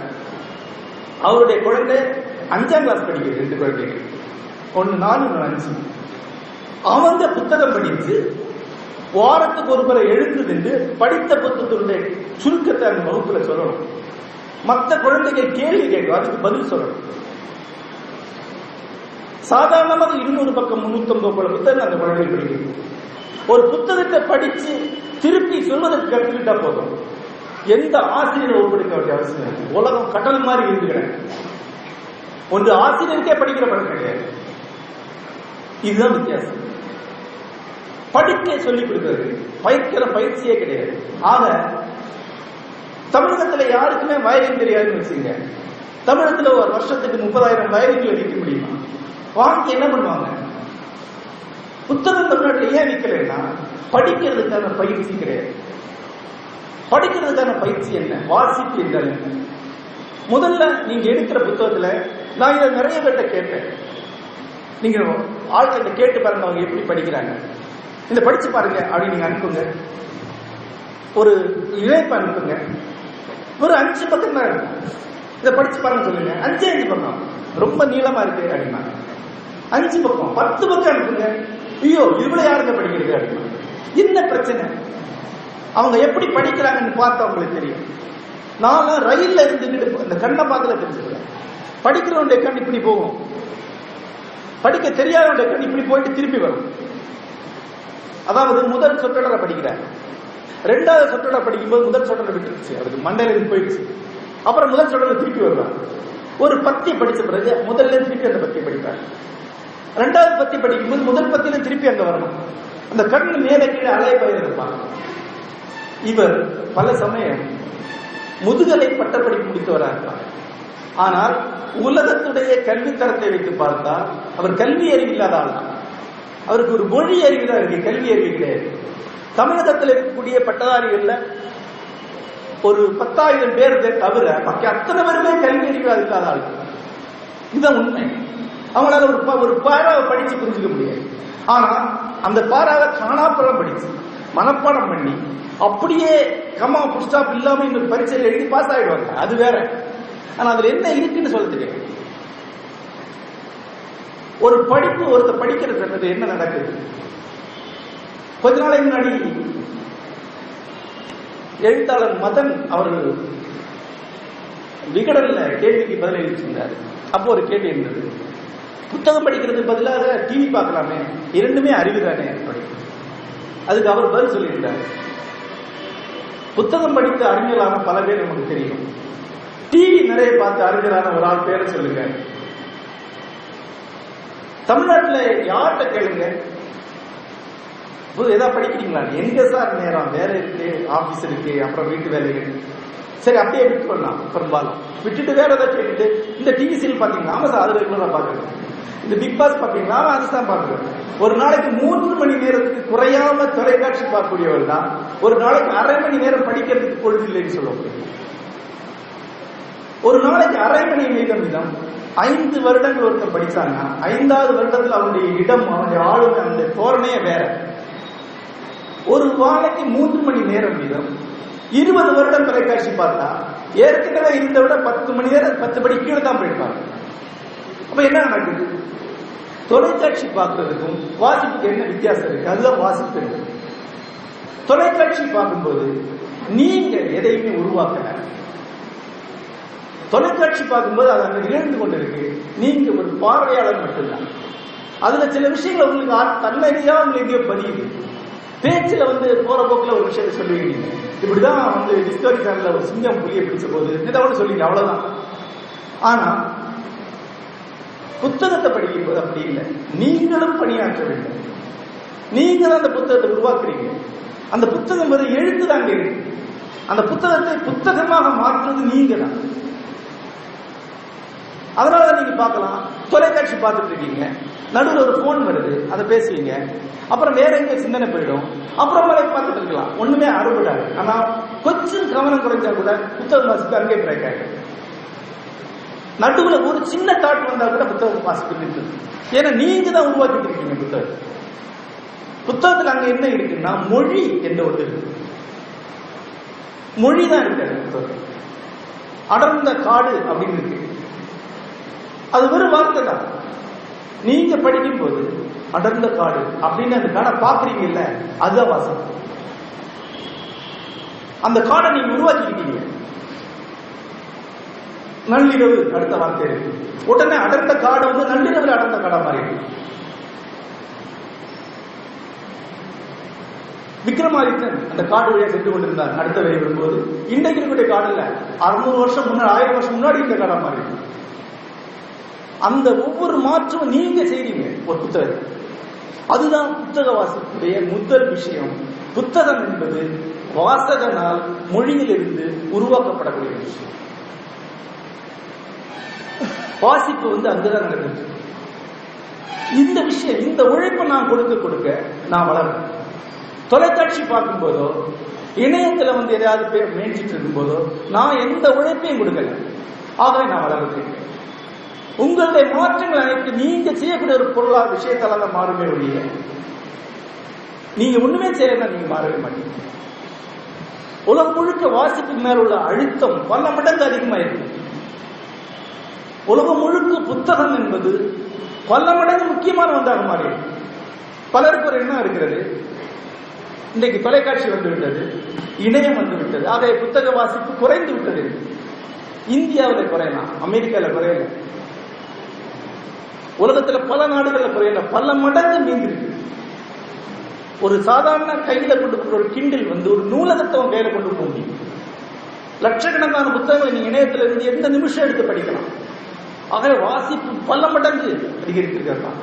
நான் ஒரு 10 வருஷ இடைவெளி அமெரிக்காவில் போகும்போது வாசிப்பு 3 மடங்கு பெரிய இருக்கிறத பார்க்கிறேன். கிட்டத்தட்ட ஒரு காடு பற்றி மேல அவ்வளவு பெருசா ஆகிற மாதிரி 10 மடங்கு பெருசா வாசிப்பாயிடும். இந்த மாற்றத்தை நம்ம தொடரல இந்தியாவில். இதுதான் இந்தியாவுடைய மிகப்பெரிய வீழ்ச்சியுடைய சித்திரம்.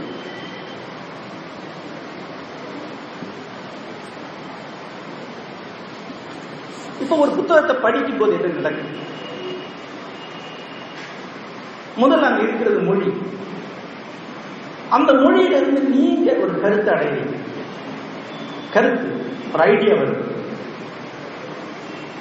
அப்புறம் அந்த கருத்தை நீங்க லிங்க் பண்ணிக்கிறீங்க. தொடர்பு ஒரு கருத்தை இன்னொரு கருத்தை தொடர்பு கொடுத்துருக்கீங்க. அது நீங்க தான் பண்றீங்க. யோசிச்சு பார்த்தது அந்த புத்தகத்துல இருக்கு. ஆனா நீங்க வேற ஒரு அதை நினைச்சுக்கிறீங்க. அப்புறம் அந்த தொடர்ந்து கருத்துக்களை சேர்ந்து ஒரு பார்வையாக நீங்க பாத்தீங்க, ஒரு ஐடியாவா, ஒரு அவுட்லுக்கா மாத்திக்கிறீங்க. அதன் பிறகு அந்த அவுட்லுக்கோட நீங்க முரண்படுறீங்க. அது சரியா அப்படின்னு கேட்கிறீங்க.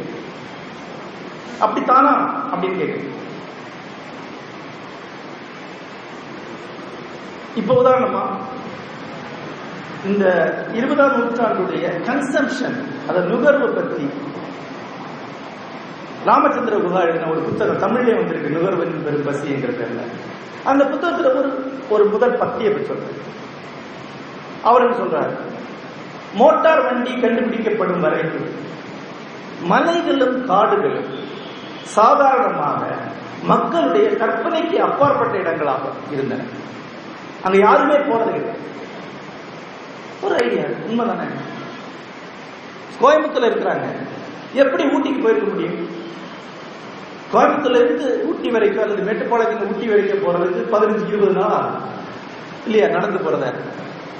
அப்ப காடு என்று நீ இன்னைக்கு சொல்லக்கூடிய இந்த அனுபவம் இருக்கு, மலை வாசஸ்தலம், காட்டுக்கு போறது, காட்டை பார்க்கறது, காட்டு அனுபவம், காட்டு மிருகங்கள், நீ சொல்லக்கூடிய அவ்வளவுமே எப்ப மோட்டார் கண்டுபிடிக்கப்பட்டதோ அதன் பிறகு உருவாங்க. அதுக்கு முன்னாடி கிடையாது. இது உங்களுக்கு ஒரு ஒரு ஒரு தீப்பற்றி வைக்கிற மாதிரி இருக்கு. அப்ப நீங்க யோசிங்க, அப்படியா? அப்ப என்னுடைய தாத்தா காடுன்னு எதை உத்தேசிப்பாரு? அவர் உத்தேசித்த காடு வேற, நாம உத்தேசிக்கிற காடு வேற. அவர் ஒருபோது அந்த காட்டை பார்த்தது கிடையாது. 2, அடுத்து சொல்றாரு, மோட்டார் வண்டி வந்து காட்டுக்கு எளிதாக செல்ல முடியும் என்று வந்த உடனே காடு ஒரு நுகர்பொருளாக மாறிடுது. காடை நம்ம கன்சியூம் பண்ணலாம், விறகு வெட்டி கொண்டு வரலாம், காட்டில் இருக்க பொருட்களை கொண்டு வரலாம், காடை பயன்படுத்தலாம் என்றார். அப்ப இந்த முதல் கருத்துல இருந்து 2வது கருத்தை நீங்க தொடுத்துக்கிறீங்க. 3வது, அது ரியோ டி ஜெனிரோ மாநாடு வர வரைக்கும், 71 வர வரைக்கும் உலகம் முழுக்கவே காடு பயன்படுத்தக்கூடிய பொருளா மட்டும்தான் இருந்தது. அது பிரிசர்வ் பண்ண வேண்டியதுங்கிற எண்ணத்தை இந்த சூழல் மாநாடு தான் உருவாக்கிச்சு. அப்ப ஒரு 3 கருத்துக்களை நீங்க இணைச்சு கொள்ளும் போது ஒரு வாழ்க்கை பார்வை உங்களுக்கு வருது. இங்கே என்னுடைய வயதை சேர்ந்தவர்கள் பாருங்க, உங்களுக்கு தெரியும், நாம பள்ளிக்கூடத்தில் படிக்கும் போது காடு பத்தி என்ன எழுதி கொடுத்திருந்தாங்க? காடு இது நமக்கு விறகை தருகிறது, அரக்கு தருகிறது, இது நமக்கு புலித்தோல், மான்தோல் போன்ற பொருட்களை தருகிறது. இன்னைக்கு இதெல்லாம் நம்ம காட்டில் எடுக்க போல ஜெயில போடும், இதெல்லாம் சட்ட விரோதம். 1970 வரைக்கும் அரசாங்கமே காடுகளை வெட்டி அழிப்பதற்கு குத்தகைக்கு ஆட்களை கொடுத்திருக்கு. கூப் கான்ட்ராக்ட் சொல்லுவாங்க. கொஞ்சம் பணத்தை கட்டி காடு எடுத்து காடை வெட்டி அழிச்சுக்கலாம், அரசாங்கத்துக்கு ரெவென்யூ வரும். அப்போ ஒரு 3 வரிகளுக்குள்ள ஒரு ஒட்டுமொத்த பார்வை மாறி இருக்கின்ற ஒரு விஷயம் தெரியல. இதை நான் அடைஞ்சேன்னா நான் படிக்கிறேன், இதை நான் அடையாம இந்த பேராவை படிச்சேன்னா நான் படிக்கிறேன். மோட்டார் வண்டி வருது, காடை பயன்படுத்த ஆரம்பிக்கலாம், காடை அழிக்கிறான், காடை பாதுகாக்கிற எண்ணத்தை வந்து சேர்றான். இதுதான் கடந்த 100 வருஷம். 3-4 வரிகளுக்குள்ள நீங்க ஒரு வாழ்க்கை பார்வையாளர்கள். இந்த வாசிப்பு இருக்கும்போது உங்களுக்கு அது ஒரு பெரிய ஒரு திறப்பு கொடுக்குது. இதை அடைந்தவன் வேற எந்த கேளிக்கையை முக்கியமாக நினைக்கவே மாட்டான். ஒரு முறை புத்தகத்திலிருந்து இப்படி சிந்திக்க கற்றுக்கொண்டவன், இப்படி ஒரு திறப்பை அடைய கற்றுக்கொண்டவனுக்கு இந்த தொலைக்காட்சி நிகழ்ச்சிகள், பாட்டு, டான்ஸ், குத்துப்பாட்டு எல்லாமே ஒரு ஓய்வு நேரம் 1/2 மணி நேரம் பார்க்கலாமே ஒழிய ஒருபோதும் அந்த தீவிர ஆர்வம் வர. இன்பங்களை தலையாயது அறிந்து கொள்ளும் இன்பம் என்று அரிஸ்டாட்டில் சொன்னார். அந்த இன்பத்தை நம்முடைய மாணவர்களுக்கு நம்ம சொல்லிக் கொடுக்கிறோம். நீயே போய் தெரிஞ்சுக்கோ, நீ லைஃப்ல ஒரு புத்தகத்தை எடுத்து ஒரு விஷயத்தை தெரிஞ்சுக்கும் போது நீ இதுவரைக்கும் தெரிஞ்சுக்கிட்ட உன்னுடைய ஒட்டுமொத்த வாழ்க்கை மாறது பற்றிய அதுதான் வாழ்க்கையின் தலையா இருக்கும்னு ஒரு மாணவனுக்கு நீ சொல்லி கொடுத்தீங்கன்னா அதுக்கு பேரு தான் வாசிப்பு பயிற்றுவித்தல் என்பது. அதுதான் நம்முடைய கல்வி முறையில முழுக்க முழுக்க இல்லாமல் இருக்கிறது. நம்முடைய குழந்தைகளுக்கு அறவே இல்லாமல் இருக்கு. பல சமயங்கள்ல நான் கல்லூரிகளுக்கு சில பேர் பேசுவதற்காக சென்று கொண்டிருக்கேன், பள்ளிக்கூடங்களுக்கு போறேன். பக்குன் குழந்தைகளைய பையன்களை பார்த்தா ஒரு மாதிரி ஒரு அடிமைந்து ஒரு வருத்தம் வரும். அப்படியே பேதை முகங்களா இந்த நாட்டை விட்டு வெளியே போய் வேற நாட்டு குழந்தைகளை பார்க்காம இருந்திருந்தா சந்தோஷமா இருந்தது. இங்க இருக்கிற குழந்தைகளை பார்த்து அமெரிக்காவில் குழந்தைகளை பார்த்துருக்கேன். இங்க பிள்ளைகளை பார்த்தா பேதைகளா ஒண்ணுமே தெரியாம இருக்கு. 15 வயசாயிருக்கும். ஒரு சாதாரண ஐடியாவை சொன்னா புரியாது. இப்ப நான் ஒரு விஷயம் சொன்னேன்ல, இந்த கருத்தை அமெரிக்காவோட எந்த ஒரு 8ஆம் கிளாஸ் மாணவனுக்கு சொல்ல முடியும். இங்க எத்தனை ஸ்டூடெண்ட்ஸ் இருக்காங்க தெரியும். ஒரு ஸ்டூடெண்ட் ஒரு மாணவர் நான் என்ன சொன்னா நீங்க எழுதி சொல்லிட முடியும். இங்க இருக்கிற மாணவர்ல ஒரு மாணவர் எழுதிருச்சு இப்ப நான் என்ன சொன்னேன்னு திருப்பி சொல்ல முடியும். அப்படி ஒரு மாணவனை நான் இதுவரைக்கும் பள்ளிக்கூடத்துல பார்த்ததே கிடையாது, கல்லூரிகள்ல பார்த்ததே கிடையாது. எப்போதாவது ஒருத்தன் இலக்கிய வாசகன் வரலாம், அவன் தான் புரியும். ஆனா ஒரு 8ஆம் கிளாஸ் வகுப்புல சொல்ல முடியும். ஆகவே நமக்கு வாசிப்பு பயிற்றுவித்தல், ஒரு மொழியிலிருந்து கருத்தை எடுத்துக்கொண்டு கருத்தை தொடுத்து ஒரு பார்வையாக்கி அந்த பார்வையோட முரண்படு, அதான் மூன்றாவது. இப்ப நான் சொன்னேன்ல புகா இப்படி சொல்ற, அப்ப நான் யோசிச்சு பார்க்கிறேன் அது உண்மையா, இது உண்மையா? அப்ப நான் யோசிச்சு பார்த்தேன். அப்ப எனக்கு ஒரு பாயிண்ட், அதிகமாக காடு உள்ள பகுதினா கேரளா. கேரளாவுடைய மொழியில காடுங்கிற வார்த்தை எப்படி பயன்படுத்தப்பட்டிருக்கு? உதாரணமா காடு கேறுதல் அப்படின்னா மலையாளத்தில், அப்படின்னா காடு பிடித்தல். ஒரு விஷயம் அன்கண்ட்ரோலா இருக்குன்னா அதுக்கு பேரு காடு. ஒரு கருத்து புரிய முடியாம கச்சாமுச்சா இருந்துச்சுன்னா அதுக்கு பேரு காடு. ஒருத்தர் பேசி பேசி அவசியம் பேசிருந்தா காடு கேறு. காடுங்கிற வார்த்தை முழுக்க முழுக்க அன்கண்ட்ரோலபிள் அர்த்தத்துக்கு தான் மலையாளத்தில் பயன்படுத்து. தமிழ்ல காடுங்கிற வார்த்தை எப்படி பயன்படுத்தப்படுது? பழைய மரபுகள் நம்ம மொழியில சும்மா காடு பேர் பேசிட்டு கிடையாது, அதுதான் சொல்றோம். அப்ப நம்ம மொழியிலேயே காடு என்பது கட்டுப்படுத்தப்பட வேண்டியது, அழிக்கப்பட வேண்டியதுங்கிற அர்த்தம் தான் நமக்கு. நேற்றைக்கு என்னுடைய நண்பரும் இளம் எழுத்தாளரும் ஆகிய வா மணிகண்டன் அவருடைய இணையதளத்தில் ஒரு கட்டுரை எழுதினார். தமிழகத்தில் மரம் நடுவது என்ற அனுபவத்தில் தமிழகத்தில் 1 கோடி மரம் நடுறாங்க. ஜக்கி வாசு 1 கோடி மரம் நட்டிருக்கிறார். நடிகர் விவேக் 1 கோடி மரம் நட்டிருக்கிறார். இப்படி இந்த 1 கோடிகளை சேர்த்தா கிட்டத்தட்ட தமிழகத்தில் ஒரு 1000 கோடி மரம் இன்னைக்கு இருக்கணும். அந்த மரம் எங்க போச்சு? ஒரு மரம் நட்டு வளர்க்க முடியாது. தாம் ஒரு வேப்பங்கன்றை பொது இடத்தில் நட்டு வளர்க்கறது பட்ட கஷ்டத்தை பற்றி அவர் சொல்றாரு. போற வாரம் தேவையில்லாம அதை ஒடிச்சிருவோம், அப்புறம் ஒடிச்சு தூக்கி தூர போடுவோம். ஏன்னா மரம் சார், ஆனா மரம் என்பது ஒரு ஒடித்து வெளியேற்ற ஒரு கலை என்கிற பிரக்ஞை அவன் இருக்கு. 200-300 வருஷங்களாக நாம் காடு அடித்து விவசாயம் பண்ண தலைமுறை. பல்லவருடைய இந்த பகுதி பல்லவ நாடு தெரியும் நினைக்கிறேன். பல்லவருடைய அடைமொழியே காடு வெட்டிகள் என்பதுதான். மகேந்திரவர்ம பல்லவன், நரசிம்மவர்ம பல்லவன் எல்லாருக்குமே காடு வெட்டிகள் அடையாளம் இருக்கு. அவர்களால் காடு வெட்டி அழிக்கப்பட்டு உருவாக்கப்பட்ட நிலப்பகுதி தான் செங்கல்பட்டு உட்பட. காடு என்பது வெட்டி அழிக்கப்பட வேண்டியது, சமப்படுத்தப்பட வேண்டியது என்கிற எண்ணம் நம்மகிட்ட இருக்கு. நான் தர்மபுரியிலே குடியிருந்த போது காமராஜர் அந்த காலத்துல வெண்ணாம்பட்டிங்கிற ஒரு கிராமத்தை வாங்கி அதுல பிளாட் போட்டு ஹவுசிங் போர்டு வீடுகளை கட்டி நான் குடியேறின சந்தத்தில் அந்த வீடுகளை கொடுக்குறாங்க. கட்டி முடித்து வாங்கலாம். வீடை சொந்தமா வாங்கினா அந்த வெண்ணாம்பட்டி முழுக்க பிரம்மாண்டமான மரங்களை கட்டு வளர்த்துருந்தாங்க. ஒவ்வொரு வீடும் மரம் சூழத்தா இருக்கு. நான் குடிய போனது 1992. 96 கிளம்பும் போது ஒரு மரம் கூட கிடையாது. எல்லா மரத்தையும் அவங்க வெட்டிட்டாங்க. என்னுடைய பக்கத்து வீட்டுக்காரர் ஆசிரியர் ஞாயிற்றுக்கிழமை காலையில ஒரு கயிறு ஒரு குச்சி ஒரு வெட்டியத்தை எடுத்துட்டு மரம் முடிக்கிறது கிளம்புறாரு. ஏன் சார் ஒரே மரமா இருக்கு சார், ஊர்லாம் எங்க பார்த்தாலும் மரம் சரியா இருக்கு சார், வெட்டணும். அவர் சமூக சரியாக மரம் முடிச்சுட்டு இருந்தாரு. ஆக மரத்துக்கு எதிரான மனநிலை என்பது நம்முடைய மரபில் இருக்கிறது. விவசாயியுடைய மனநிலை. காடு அழித்துதான் நீங்க விவசாயம் பண்ண முடியும். விவசாயம் என்பது காடுக்கு எதிரான ஒரு செயல். இந்த எண்ணம் எனக்கு வரும்போது ராமச்சந்திர குஹா சொன்ன அந்த கருத்தை நான் முரண்படுத்தேன். எஸ், மோட்டார் வண்டி வந்த உடனே தான் ரிசர்வ் ஃபாரஸ்டுக்கு எதிரான போர் ஆரம்பிக்குது, உண்மைதான். ஆனா அதுக்கு முன்னாடியே எப்ப நம்ம விவசாயம் பண்ண ஆரம்பிச்சோமோ அப்போவே நம்ம காட்டுக்கு எதிரான போரை ஆரம்பிச்சோம். இது என்னுடைய கருத்து. என்னுடைய கருத்தும் ராமச்சந்திர குஹாவுடைய கருத்தும் முரண்பட்டு ஒரு ஐடியாவை நான் எடுக்கிறேன். இதுதான் அவர் எனக்கு கொடுக்கிறது. அப்போ ஒரு புத்தகத்தை எப்படி படிக்கிறோம்? திருப்பி சொல்றேன், ஒரு கருத்தை நாம் படிக்கிறோம், அந்த கருத்துக்களை தொடுத்து கொண்டு ஒரு பார்வையை ஆக்கணும். அந்த பார்வையோடு நாம முரண்படணும். உங்களுக்கு என்ன சொல்றது இருக்கா? இல்லைங்க இது சரிதான், ஆனா இது ஏத்துக்க முடியாது. இல்ல இது நான் சரிதான், ஆனா அந்த புத்தகத்தில் நான் வேற மாதிரி படிச்சேன்.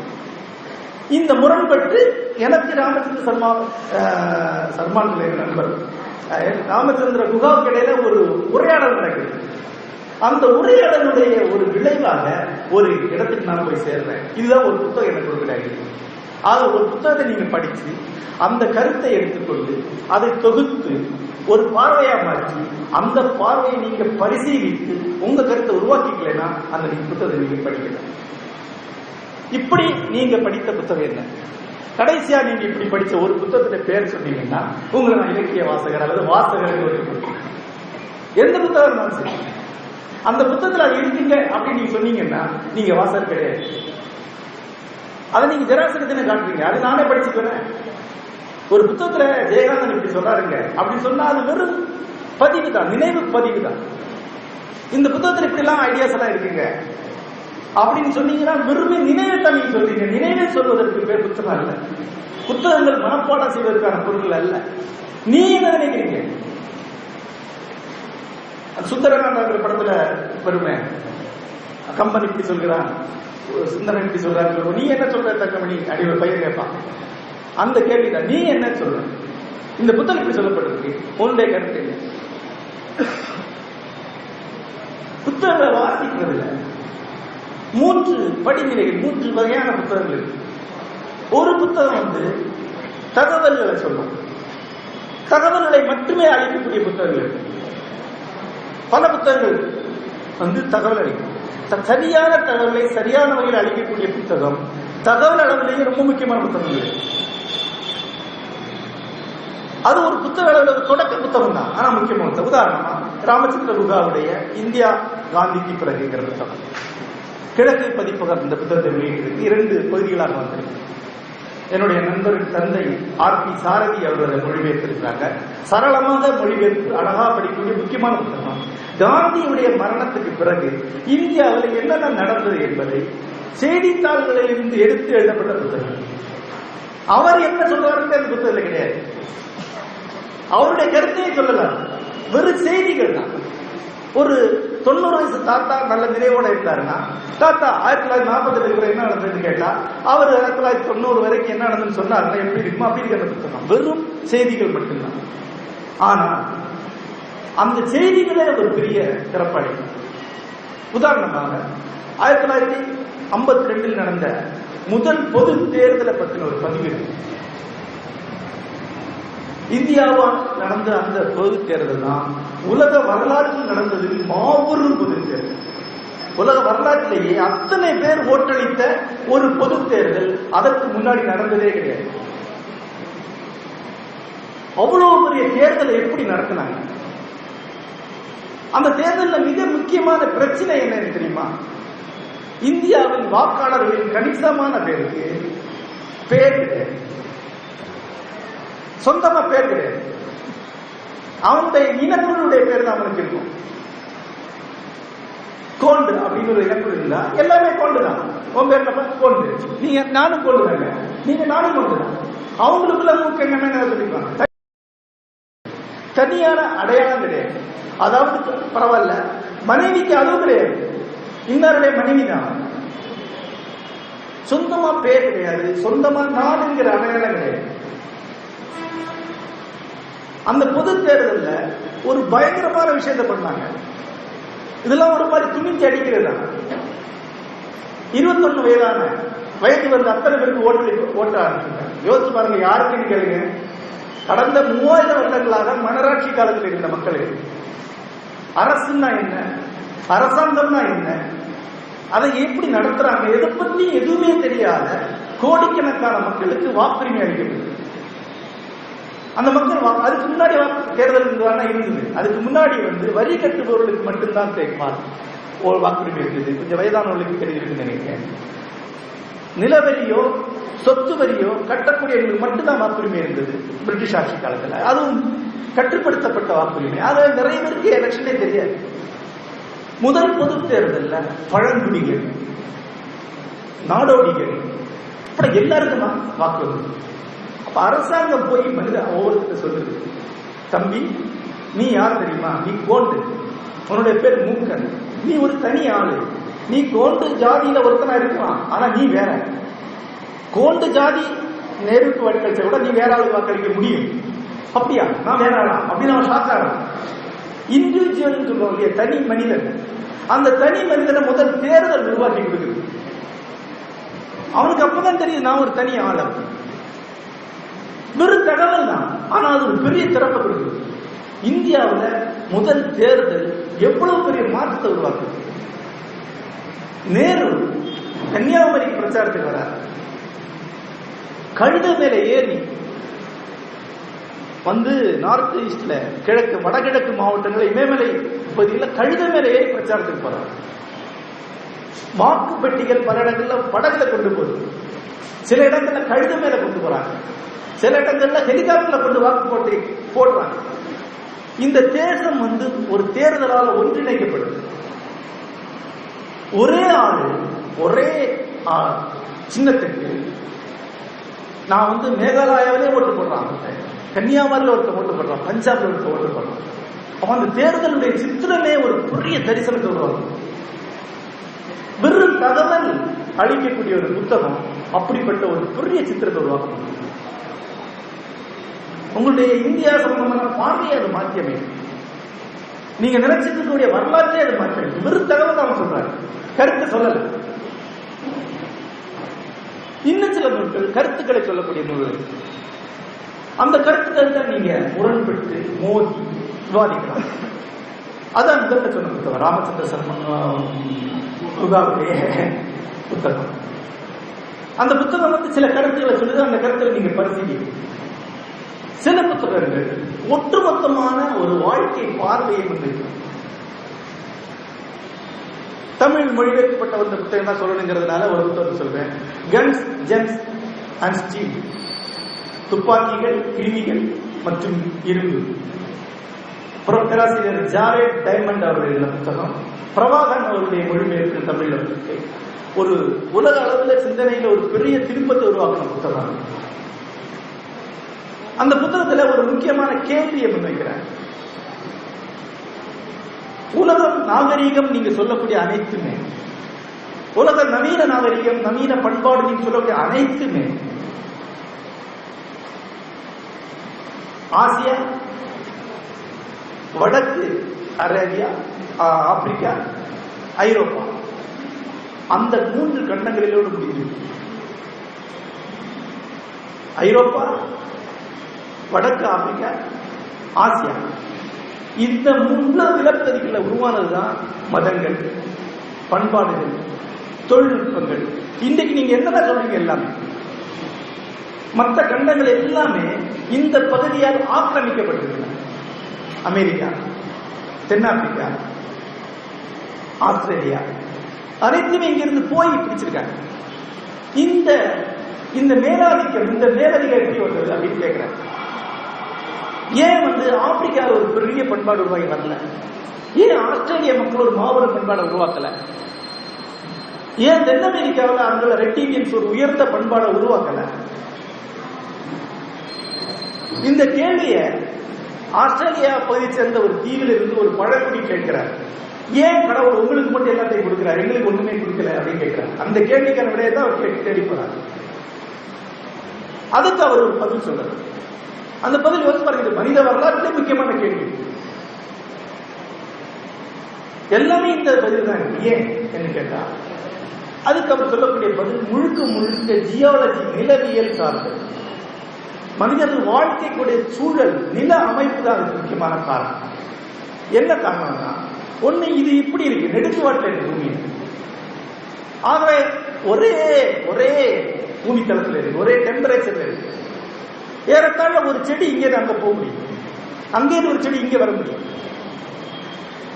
அது ஒரு முக்கியமான காரணம். மக்கள் இங்கிருந்து அங்க வரைக்கும் பயணம் பண்ண முடியும், அங்கே இங்க வரைக்கும் பயணம் பண்ண முடியும். விலங்குகளை இங்கே அங்க கொண்டு பழக்க முடியும், அங்கே இருந்து கொண்டு பழக்க வர முடியும். நில அமைப்பு இப்படி இருக்கிறதுனால மக்கள் தொடர்ந்து ஐரோப்பாவுக்கு சென்று கொண்டிருந்தார்கள், ஐரோப்பாவிலிருந்து ஆசியாவுக்கு சென்று கொண்டிருந்தார்கள். ஆகவே இந்த பகுதிக்கு ஒரு பண்பாட்டு வெற்றி அடைந்தது. இது ஒரு பதில். இப்படி உலகத்துல வெற்றி அடைந்த நாடுகள் என்ன, வெற்றி அடைந்த சமூகங்கள் என்னங்கிற கேள்விக்கு முழுக்க முழுக்க நிலவியல் சார்ந்து ஒரு பதில சொல்றாரு. அது கிட்டத்தட்ட ஒரு 1000 பக்க அளவுல புத்தகம். பல விடைகள் பல கோணங்கள் அது விவாதிக்கிறார். உதாரணமாக தென் அமெரிக்காவில் இருக்கக்கூடிய லாமா என்ற ஒரு மிருகம் தவிர எந்த மிருகமுமே பெரிய மிருகம் கிடையாது. அந்த லாமா எந்த வகையிலுமே பழக்கப்படக்கூடிய மிருகம் கிடையாது. ஆகவே தென் அமெரிக்காவில் வந்த சிவப்பிந்தியர்களுக்கு மிருகங்களை பழக்கி வேலை செய்ய வேண்டிய வாய்ப்பே அமையவே இல்லை. இதே மாதிரி மற்ற இடங்கள் இருந்திருக்கு, ஆனா குதிரை அங்க போயிருக்கும். ஆனா நில அமைப்புல துண்டா இருக்கிறதுனால அங்க குதிரை போகவே இல்லை. முதல் முறையாக வெள்ளையர்கள் படையெடுத்து போறாங்க, குதிரை மேல போறாங்க. குதிரை மேல வரக்கூடிய வெள்ளையர்ல பார்த்தோம்னா இந்த ரெட்டினியர்ஸ் என்ன நினைக்கிறாங்கன்னா, விலங்கின் உடலும் மனித தலையும் கொண்ட ஒரு விசித்திரமான விலங்குன்னு நினைக்கிறாங்க. அந்த ரெட்டினியர் படையெடுப்புடைய சித்திரத்தை அவர் வச்சு உருவாக்குறார். ஒரு மாதிரி திகைப்பூட்டக்கூடிய சித்திரம். வெள்ளக்காரன் அங்க போகும்போது, பொண்ணுடைய பேர் என்ன? ஆமா, ஸ்பானிஷ் படையெடுப்பாளர் ஒருத்தர், அவருடைய பேர் எனக்கு சரி ஞாபகம் இல்லை. படையெடுப்பாளர் போறார். கொலம்பஸ் போன அந்த காலகட்டத்தில் அங்க கேட்டத்தாழ 1 கோடி பேருக்கு மேல் இருக்காங்க. 1 கோடி பேருக்கு மேல் அங்க இருக்காங்க ரெட் இண்டியன்ஸ். கிட்டத்தட்ட குட்டி சாம்ராஜ்யம் அங்க இருக்கு. ஆனா இந்த படையெடுப்பாளர் போறாங்க, இவங்க ஒரு கப்பல் அல்ல 2 கப்பல் தான் போறாங்க. அதிகபட்சம் 1000 பேருக்கு தான் இருக்காங்க. ஆனா இவங்க அவங்க ஜெயிக்கிறாங்க. எப்படி ஜெயிக்கிறாங்கன்னா 2 விஷயம். ஒண்ணு துப்பாக்கி, ஒரு துப்பாக்கி போதும். 2 குதிரை. இது என்னன்னு தெரியல. குதிரை உருவாக்கக்கூடிய பாசிபிலிட்டி இருக்குல்ல. ஒரு வாழை ஏந்தி குதிரை மேல நின்னா குதிரை இப்படி சுத்தும். அப்ப 4 பக்கம் சுத்தி போயிட முடியும், அவனை நிறுத்தவே முடியாது. அவங்க எப்படி வர்றாங்க போருக்குன்னா, மனிதர்கள் மேல ஏறி மனிதர்கள் போருக்கு வராங்க. ஏன்னா விலங்குகள் கிடையாது. 10 பேர் சேர்ந்து ராஜாவை தூக்கிட்டு வராங்க, அவர் அதுக்கு மேல இங்க போருக்கிறாங்க. அதுல ஒரு ஆளுடைய காலை விட்டு ராஜா கீழே விட்டுறாரு.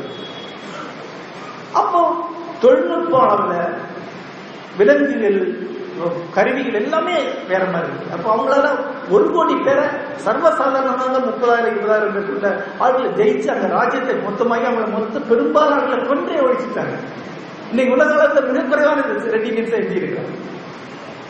அதை விட இன்னொரு விஷயம் இருக்கு, அதான் அவர் ஜாரடைமன் சொல்றாரு. என்னன்னா, அவங்களுக்கு எழுத்து வடிவம் இல்லை. மொழியை எழுதுவதற்கான பயிற்சியோ அந்த வழக்கமோ அவங்க கிடையாது. செய்திகள், அது ஒரு செய்தியை ஒருத்தன் சொல்லித்தான் அனுப்ப முடியும். அந்த செய்தி அங்க போய் சேருமா என்று ஒன்று, அந்த போய் சேரும் அந்த செய்தி மாறி இருக்கும். இப்ப நான் இவரை அழைத்து இவரிடம் ஒரு தகவலை சொல்லி இது அங்க கடைசியில் சொல்லுங்கன்னு சொன்ன பிறகு அவரை கூப்பிட்டு இவர் என்னங்க அவர் சொன்னான்னு கேட்டா அது கொஞ்சம் மாறிதான் இருக்காரு. 5 பேர்ட்ட பொண்ணு 6வது பேர் செய்கிற செய்தி சம்பந்தமே இருக்காது. எழுத்து என்பது மாறாத மொழி, அது அவங்களுக்கு தெரியாது. முதல் படையெடுப்பாளர், ஸ்பானிஷ் படையெடுப்பாளர் தென் அமெரிக்காவோட கரையை இறங்குறான், கொள்ளையடிச்சு ஜெயிச்சுட்டு போறான். மறுபடியும் வரான்.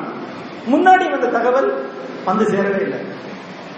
ஒரு முறை படையெடுத்தா கத்துக்கணும் இல்லை, எப்படி வருமா இப்படிலாம் பண்ணலாம். திருப்பி ஏமாறுறாங்க. பேச்சுவார்த்தை அரசனை கூப்பிட்டு அரசனை வந்துடுறான், அவனை பிரிச்சு ஜெயில அடைச்சு விடுறாங்க. அடுத்த மறுபடியும் வராங்க, பேச்சுவார்த்தை வாழ்ந்து சொல்றாங்க, மறுபடியும் வரலாம், மறுபடியும் ஜெயில அடைச்சு விடுறாங்க. ஏன்னா முன்னாடி நடந்தது எழுதி வைக்கப்படலை. அந்த புத்தகத்தை படிக்கும்போது உலக வரலாறு எப்படி வெல்லப்பட்டதுங்கிற பெரிய சித்திரம் வருது, ஒரு திரைப்பு அளிக்கும். இது ஒரு பார்வையிடுங்கள். நான் முதல்ல சொன்ன தகவல், இது அவரே ஒரு பார்வை கொடுக்கிறார். உலக வரலாறு என்பது பெரும்பாலும் நிலவியல் காரணிகளால் தான் வரையறுக்கப்பட்டது. ஜியோலஜிக்கல் ஃபேக்டர்ஸ் தான் உலகத்துடைய வெற்றி தோல்வியை பெரும்பாலும் தீர்மானிச்சது. ஒரு இனத்துடைய வெற்றி, ஒரு பகுதியுடைய வெற்றி, ஒரு நிலப்பகுதியுடைய வெற்றி என்பது அது எங்க இருக்கு, எப்படி மற்ற பகுதியில் தொடர்பு கொண்டு இருக்குங்கிறத தீர்மானிக்கும் என்றார். இது சுவாரஸ்யமான ஒரு பார்வை. இந்த மாதிரி ஒரு பார்வையை அளிக்கக்கூடிய புத்தகத்தை படிக்கும் போது அந்த பார்வையாக நம்ம எக்ஸைட் ஆகிறது. இப்ப என்னுடைய நண்பர் சுரேஷ் பாபு என்பவர் சேப்பியன்ஸ் என்கிற புத்தகத்தை சுமார் ஓராண்டுகளுக்கு மேல படித்தார். பரவசம் ஆயிட்டார். கிட்டத்தட்ட ஒரு புது மதத்துக்கு கன்வெர்ட் ஆனவங்க இருப்பாங்க தெரியுமா? திடீர்னு ஒருத்தர் கிறிஸ்துவா மாறிடுவார், இல்ல இஸ்லாமியரா மாறிடுவார், அல்லது மேல்பருவத்திற்கு போயிடுவார். அதுக்கு ஒரு 2 வருஷம் அவர் வாயெடுத்தா வேற எந்த சப்ஜெக்டும் பேச மாட்டார், அதைத்தான் பேசுவார். அதே மாதிரி ஆயிட்டார். சேப்பியன்ஸ் சேப்பியன்ஸ் அந்த புத்தகத்தை பத்தியே பேசிக் கொண்டிருந்தேன். அப்ப நான் அவங்க சொன்னேன், சேப்பியன்ஸ் என்ற புத்தகம் மிக முக்கியமான ஒரு பார்வையை முன்வைக்கக்கூடிய புத்தகம். ஆனா அந்த பார்வையோட நீங்க எப்படி மோதிரிங்கிறது தான் உங்களுடைய சிந்தனை உருவாகும். இப்ப நிலவியல் கூறுகளை ஜாரட் டேவிட் சொல்லும் போது நான் என்ன கேட்பேன்னா, நிலவியல் கூறுகள் மட்டும்தானா, பண்பாட்டு கூறுகளே கிடையாதா? இந்த பகுதியில் இந்த பண்பாடு இவங்களுடைய வெற்றி தோல்விக்கு எப்படி காரணம் பண்ணீங்க?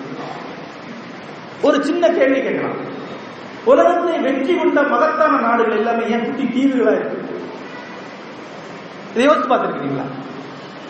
பிரிட்டன் ஒரு குட்டி தீவு தான். தமிழ்நாடோட கம்பேர் பண்ணா ஒரு சின்ன பஞ்சாயத்து லெவல் தான் இருக்கு. ஐரோப்பாவிலே பயணம் பயிற்சி போர்ச்சுகல் நாட்டையோ நெதர்லாண்ட்ஸையோ பார்க்கும்போது, அதாவது டச்சுக்காரர்களை பார்க்கும்போது ஒரு மாதிரி பதட்டமா இருக்கு. ஏன்னா மொத்த கன்னியாகுமரி மாவட்டத்தில் இலங்கையும் ஆட்சி செய்தவர்கள் டச்சுக்காரர்கள்.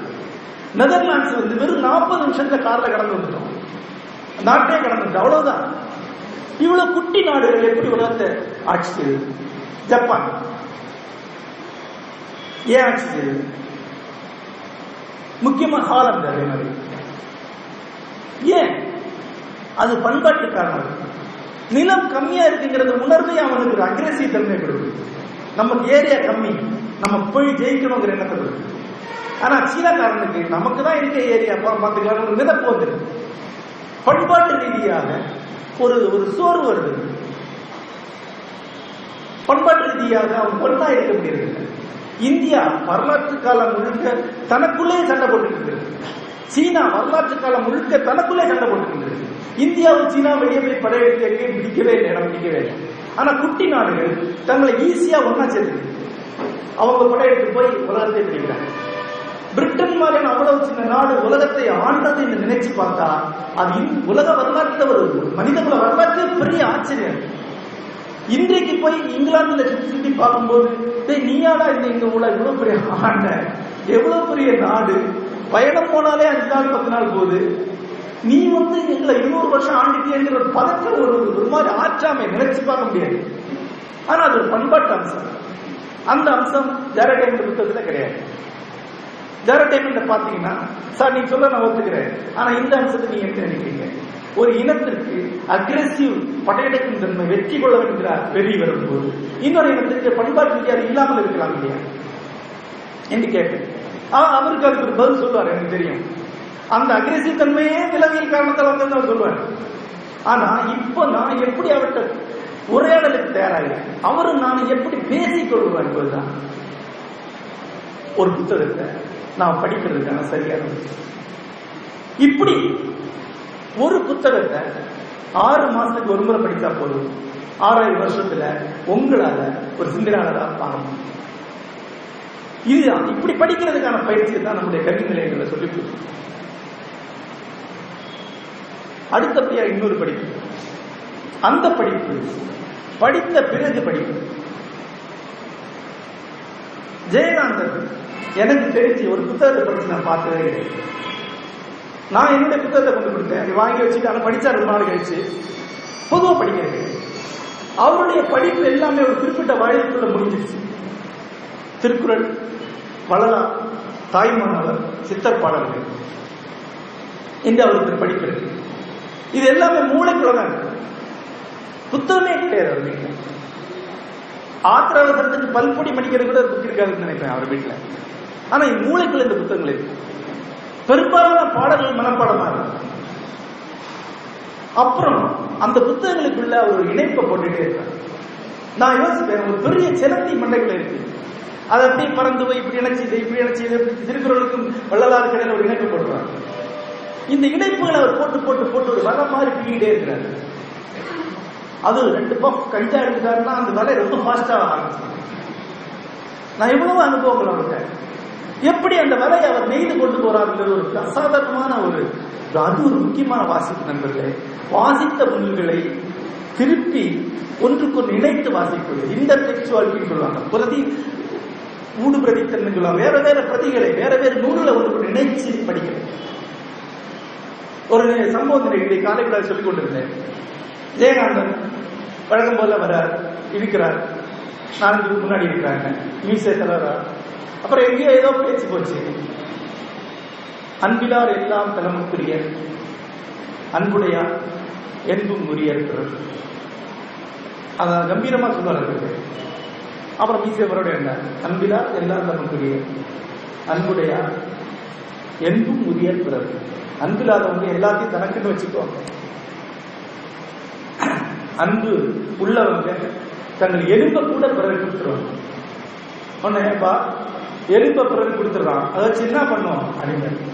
உங்க இந்த ஊர் பகுதி ஒரு மொழி அவர்கிட்ட தெரியாது, கடலூர் செங்கல்பட்டு இந்த பகுதி என்ன பண்ணுவோம், அதை வச்சு என்ன பண்ணுவோம். அவர் சிரிக்கிறாங்க, அவர் ஏதோ சொல்ல போறான்னு தெரியல. அடி பிடிச்சி வயல்ல போடுவாங்க. பல்பொடியை கூட பயன்படுத்துறாங்க எலும்ப வச்சு. ஆனா நான் சட்டப்பட்டான் வச்சு போட்டுக்கலாமா? இழுப்பு கொடுக்காண்டா எலும்பு வச்சு என்னடா பண்ண முடியும்? இப்படியே தேர்ந்தது. அப்புறம் எலும்பு ஒருத்தர் கொடுத்தா தெரியுமா? எலும்பு கொடுத்த பேரு ததீசி இருக்கு. புராணத்தில் அவனை பற்றி சொல்லப்பட்டது. புராணத்தின் கதைப்படி ஒரு காலத்துல விருத்தராசுரங்கிற அரக்கன் விண்முகில்களை, மழை முகில்களை துரத்தி கொண்டு போயிட்டான். மழையே பெய்யாம பெரிய பஞ்சம் அது. அப்ப இந்திரன் எல்லாத்தையும் முறையிடுறாங்க, நீதான் முகில்களின் காவலர், நீ மழையை பெய்ய வைக்கணும், விருத்தராசனை கொண்டு அந்த மேகங்களை கொண்டு வா சொல்றாரு. அப்ப விருத்தன் சொல்றான், விருத்திரனை எதுவுமே வெட்ட முடியாது, அவனை வெட்டும் அளவுக்கு கூர்மையான ஒரு படைக்கலம், ஒரு ஆயுதம் எனக்கு வேண்டும். அது எந்த ஆயுதம்னு கேட்டா அது ஒரு முதுகெலும்பா தான் இருக்க முடியும். அது ஒரு யோகியுடைய முதுகெலும்பு. இப்ப ததீசி தன்னுடைய முதுகெலும்பை எடுத்துக் கொடுக்கிறான். ததீசி முனிவருடைய முதுகெலும்பு வஜ்ராயுதமாக மாறுகிறது. அந்த வஜ்ராயுதம் தான் மின்னல். அந்த வஜ்ராயுதத்தை கொண்டு போய் விருத்தராசனை கொண்டு மேகங்களை கூட்டி கொண்டு வருகிறான். மழை பெய்ய ஆரம்பிக்கிறது, உலகு விளைகிறது. ஏன் முதல்ல முதுகெலும்பு எந்த ராஜாக்கும் கிடையாதுடா. கோவணத்துக்கு கிடைக்க உட்காந்துருக்கான் பத்தியா யோகி, அவன் முதுகெலும்பு தான் ஸ்ட்ராங்க. மற்ற முதுகெலும்புல ஏதாவது தொங்கிட்டு இருக்கோம் அப்படின்னு எங்கேயாவது வளர்ந்துருக்கும்.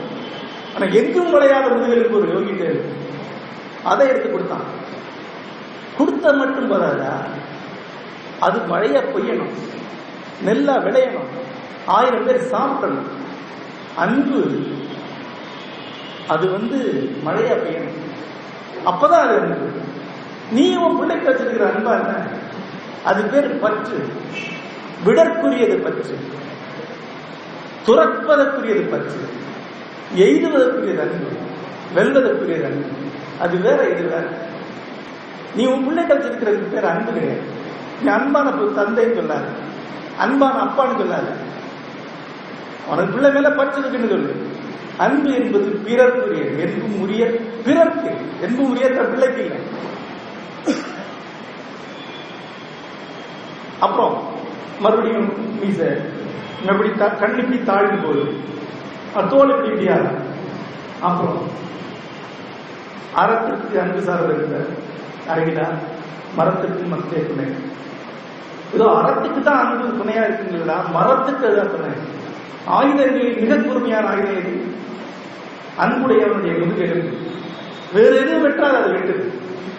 அப்போ இன்னொரு இடத்துல அன்பு மிக கூறிய வாளாகுவான், வெட்டி கீழே போடுறது. அது எப்படி போயிட்டே இருக்குதான் ஜெயகம். இது ஒரு வாசிப்பு. இங்க இவர் உட்கார்ந்து திருக்குறளை வாசிக்கிறார். இப்படி வாசிக்கணும் திருக்குறள், இப்படி வாசிக்கணும் அத்தனை நூல்களை இப்படி வாசிக்க முடியுதா? நீங்க முழுமையான வாசல்ல. எத்தனையோ பேராசிரியர் திருக்குறளை வாசிக்கிறாங்க. பாதி பேராசிரியர்கள் பேசி தான் திருக்குறளை யாருக்கு பிடிக்க மாட்டி வச்சிருக்காங்க. ஆனா ஜெயகாந்தன் தான் திருக்குறளுடைய வாசகர்.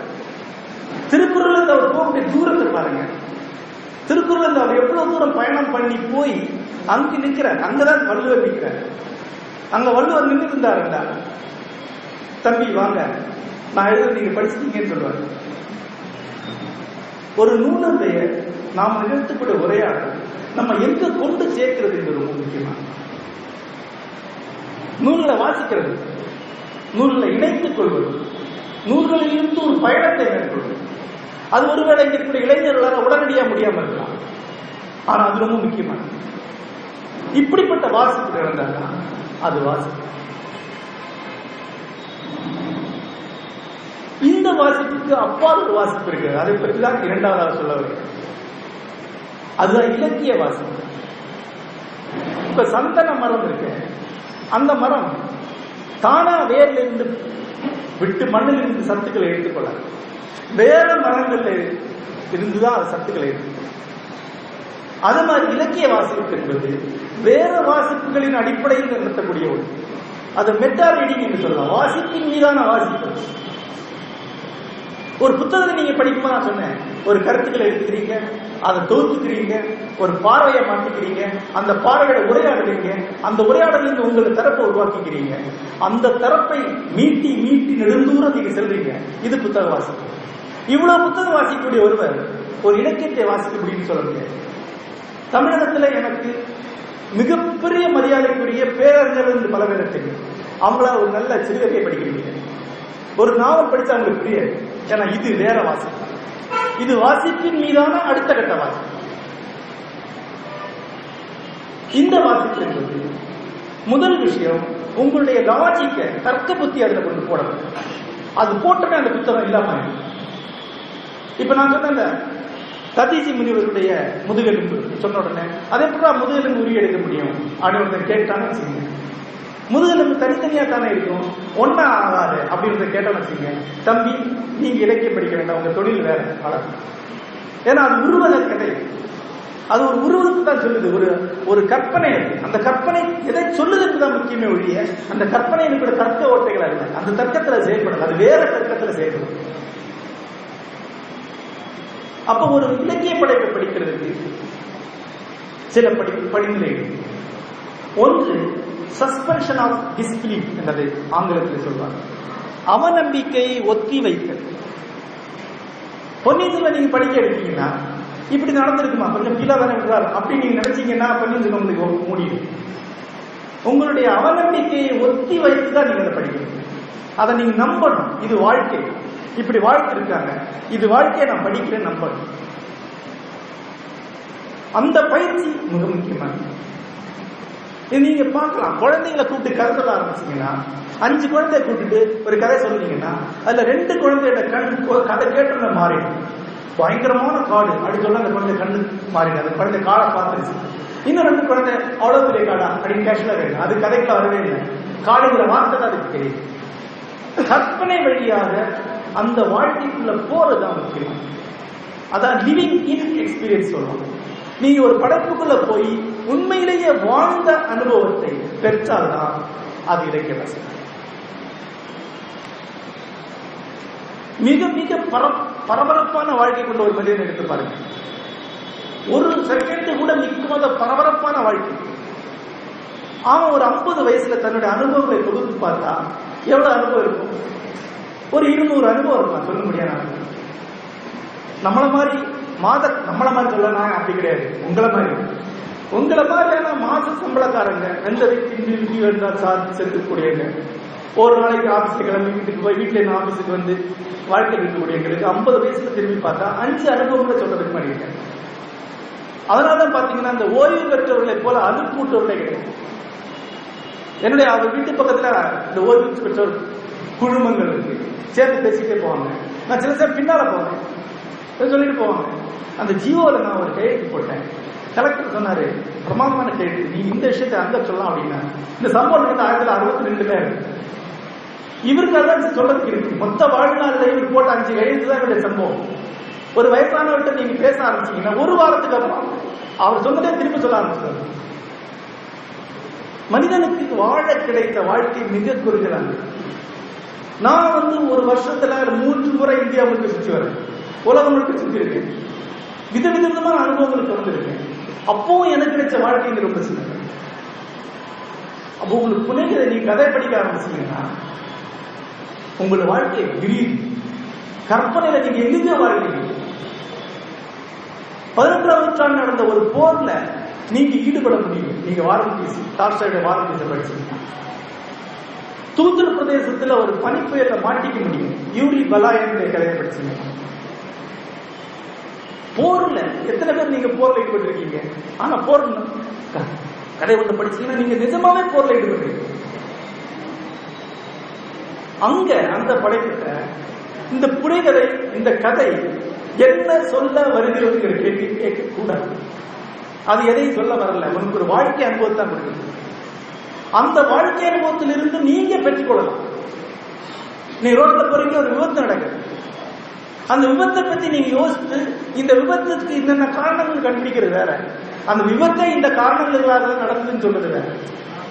இலக்கிய படைப்பு நிகர் வாழ்க்கை, பேரலல் லைஃப், நிகரான ஒரு வாழ்க்கை உங்களுக்கு கிடைக்கும்.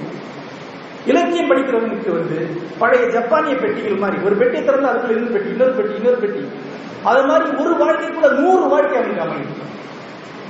அந்த 100 வாழ்க்கை வழியாக அவன் அவனுடைய வாழ்க்கை அனுபவங்கள் பெருகிட்டே போகும். ஆக அவன் இன்னும் விஷயங்கள் தெரிஞ்சவன மாறும், இன்னும் நுட்பமான விஷயங்கள் தெரிஞ்சவன மாறும். பிறருக்கு தெரியாத பல விஷயங்கள் எனக்கு தெரியாது. யோசிச்சு பாருங்க, சிங்கப்பூர் மாதிரியான ஒரு நாடு புனைகதை படிக்க வைக்கிறதுக்காக தான் இவ்வளவு ரூபாய் செலவு பண்ணி இங்க நாளை படிக்க போகுது. குழந்தைகள் கதை படிக்க வைக்கிறது.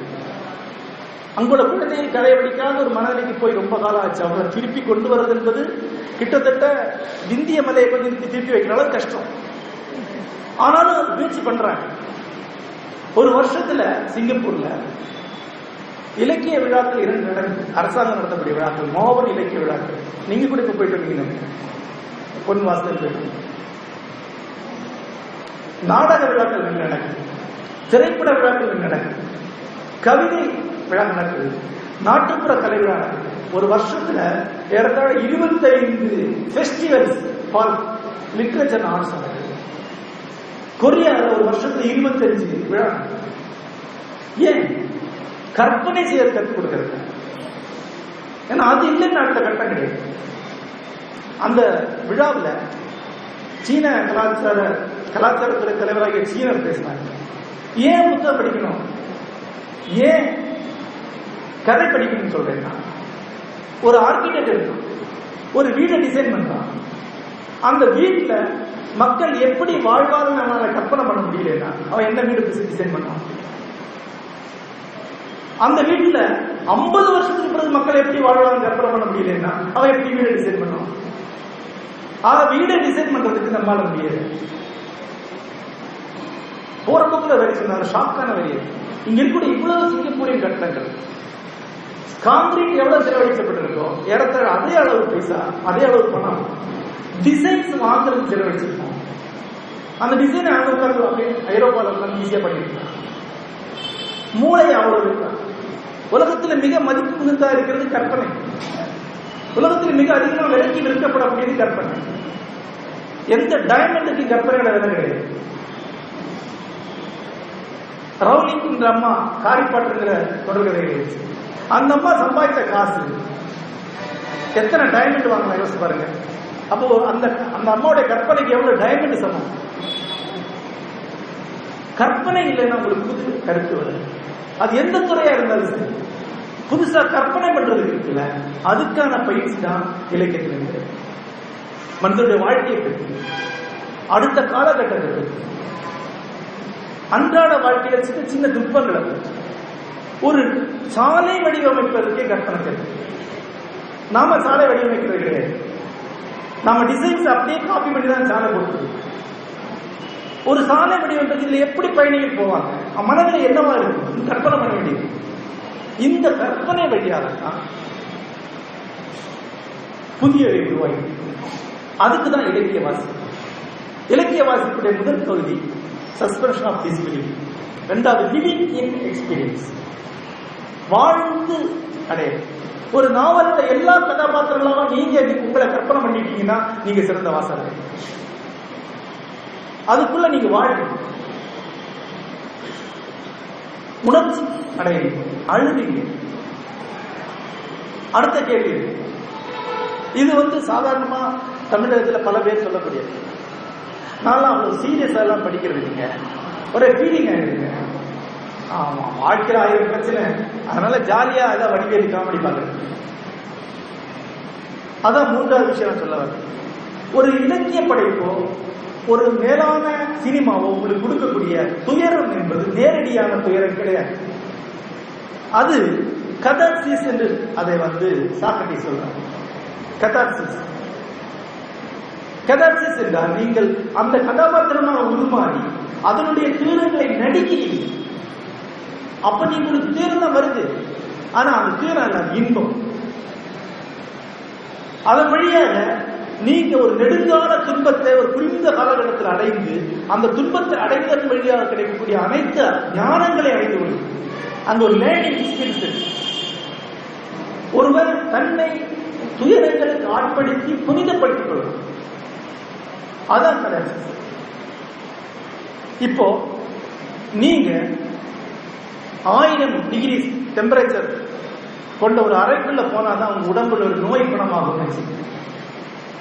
அப்போ ஒரு டாக்டர் சொல்றாரு, நீங்க போக வேண்டாங்க, உங்க சட்டையை மட்டும் அதுக்குள்ள போட்டா போதும், உங்க நோய் குணமாயிடுன்னு சொல்றாங்க. அது எவ்வளவு பெரிய வாய்ப்பு. அதுதான் கதார்சிஸ். நீங்க போறது இல்லை தேர்தலுக்குள்ள, உங்களுடைய பதில் அந்த சட்டை தான் உள்ள போகுது, அந்த தீரத்தை அடையுது. உலகம் முழுக்க டிராஜடிகள் தான் இலக்கியத்துக்கு மிக அதிகம். எதிர்மறையா விஷயங்களை சொல்லக்கூடிய துயரத்தை எழுதக்கூடிய படைப்புகள் தான் எண்ணிக்கையில மிக அதிகம். ஏனென்றால் கதார்சிஸ் அங்கதான் நடக்கும். மிக எளிமையான மகிழ்ச்சிகள் வடிவேலு காமெடியில கதார்சிஸ் கிடையாது. ஒரு படைப்பு உங்களை உலுக்குனாங்க, உங்களை நிம்மதியில கழிச்சாதான், உங்களுடைய ஆறாவது சீண்டி பல நாட்கள் தூக்கத்தை தொலைக்க வச்சாதான் அது உங்களை பாதிக்குதுன்னு அர்த்தம். 10 வருஷத்துக்கு அப்புறம் ஒரு படைப்பு நீங்க சொல்றீங்கன்னா அது உங்களுடைய தூக்கத்தை தொலைக்க வச்ச படைப்பா தான், நிம்மதியில கிடைச்ச படைப்பா தான். அப்ப நிம்மதியா இருக்கணும்னா இருந்துட்டு போங்க, 65 வயசுக்கு மேல நிம்மதியா இருந்துட்டு போங்க, அது பிரச்சனை கிடையாது. ஆனா தேங்கிய நீர் சாக்கடை, ஒழுகும் நீர் தான் கங்கை. எவன் ஒருவன் தொடர்ந்து உணர்ச்சிகள் வழியாக, அறிவுகள் வழியாக, கடித தன்னுடைய தரிசனங்கள் வழியாக ஒழுகி கொண்டிருக்கிறான், அவன் தான் வளரக்கூடியது. அந்த வளர்ச்சி கதார்சிஸ் வழியாக. அப்ப இலக்கிய வாசிப்பு 3 விஷயங்களை கொடுக்குது. மறுபடியும் ஒன்று சஸ்பென்ஷன் ஆஃப் டிஸ்பிலீஃப் வழியாக தான் நுழைய முடியும். லிவிங் இன் எக்ஸ்பீரியன்ஸ் வழியாக தான் நீங்க படைப்புகளுக்குள்ள ஈடுபட முடியும். கதார்சிஸ் வழியாக தான் மேம்பட்டு வெளியே வரும். இது 3 ஒரு படைப்புல இருந்தா நீங்க இலக்கியத்தை படிக்க இதான் இலக்கிய வாசிப்பு. இதுக்கு அப்பால் ஒரு இலக்கிய வாசிப்பு உங்களுக்கு என்னத்தை அளிக்கும்? இவ்வளவுக்கு அப்பால் வெளியே நீங்க தொகுத்துக் கொள்ளும் போது ஒரு வாழ்க்கையை பற்றி ஒரு பெரிய சித்திரம் உங்களுக்கு வரும். இந்த மேடையில சுந்தர ராமசாமி எழுதின கதையை சொல்லாங்க. ரத்னாபாய் ஆங்கிலம் அப்படின்னு ஒரு உணர்ச்சி கொந்தளிப்பான கதை கிடையாது, ஞாபகம் வச்சிருக்கேன். சிம்பிளான கதை. ரத்னாபாய் ஒரு பேரழகி, அவங்க அம்மா ஜமுனா பாய், அப்பா சின்ன வயசு இறந்து போயிட்டாங்க. கதை நடக்குது நாகர்கோவில். நாகர்கோவிலே பேரழகி அந்த அம்மா மிக சிறந்த படிப்பாளி, அற்புதமா ஆங்கிலத்தில் பேசுவாங்க, எழுதுவாங்க. அந்த நகரத்தில் அத்தனை பையன்களும் அந்த பொண்ணுக்கு லவ் லெட்டர் எழுதுறாங்க. அந்த லெட்டரை படிச்சு தூக்கி போடுது பொண்ணு. அவங்க அம்மா தன்னுடைய பொண்ணுக்கு எந்த சக்கரவர்த்தியுடைய பையனை கல்யாணம் வைக்கலாம்னு கற்பனை பண்ணுது. இந்த கோடீஸ்வரோட பையனா, இந்த தொழிலதிபருடைய பையனான்னு கற்பனை பண்ணுது. ஆனா கொஞ்சம் கொஞ்சமா அந்த அம்மாவுக்கு ஒரு விஷயம் தெரிய வருது. காதல் கடிதங்கள் எழுதுறாங்க பையன், அப்புறம் சொந்தத்துல கல்யாணம் பண்ணி போயிடுறாங்க. யாருமே உண்மையில கல்யாணம் பண்ண முடியல. காதல் கடிதம் தான் எழுதுறாங்க, காதலிக்கு தான் செய்யறாங்க, கல்யாணம் வேற விஷயம். அது ஜாதியில பணத்துல டவுரி வாங்கி கல்யாணம் பண்ணிட்டு அப்புறம் கொஞ்சம் கொஞ்சமா இந்த அம்மா வந்து அந்த கிரேடை இறக்க ஆரம்பிச்சாங்க. சரி தொழிலதிபர் வேண்டாம், அப்புறம் வந்து சரி ஒரு வேலை இருந்தா போதும். கடைசி வரைக்கும் அந்த அம்மாவுக்கு கல்யாணம் ஆகாம வந்து கடைசியில அவளே ஒரு முடிவு எடுத்து ஒருத்தரை கல்யாணம் பண்ணிக்கிறான். அவ ஒரு குடிகாரன் பொறுக்கி அவன் கல்யாணம் பண்ணிக்கிறான். இவ ஒரு ஆங்கில பேராசிரியர் வேலை பார்க்கிறான். அந்த குடிகாரன் எந்த வேலைக்கும் போறது, அவன் ஒரு பல் டாக்டர், பல்லெல்லாம் பிடிக்கிறது தண்ணி போட்டு உட்காந்துருக்கான். இவ லைஃபே வந்து ஷார்ட் ஆயிடுச்சு.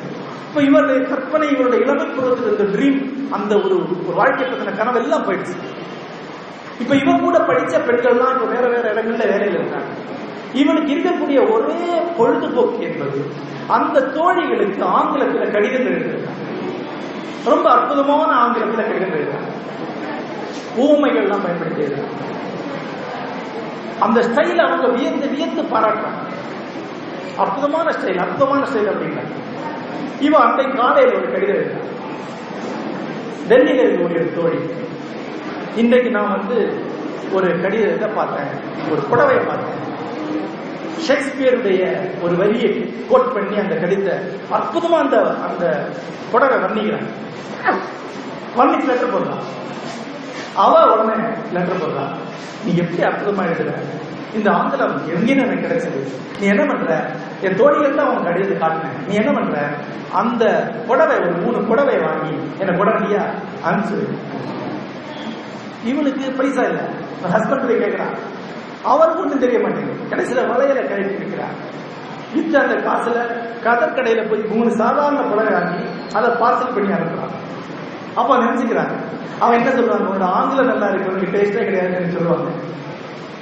அவளுக்கு ரொம்ப வருத்தமா இருந்தது, அவங்க என்ன சொல்லுவாங்கன்னு நினைச்ச போது. அவ்வளவுதான். இந்த ஒரு கதையில இந்த கதையை நான் சுருக்கமா சொல்றேன், இங்க ஒரு கற்பனை வச்சுக்கலாம். இந்த கதையில ஆங்கிலத்தை வச்சு அவங்க எவ்வளவு விஷயங்களை சமாளிச்சுக்கிறாங்க.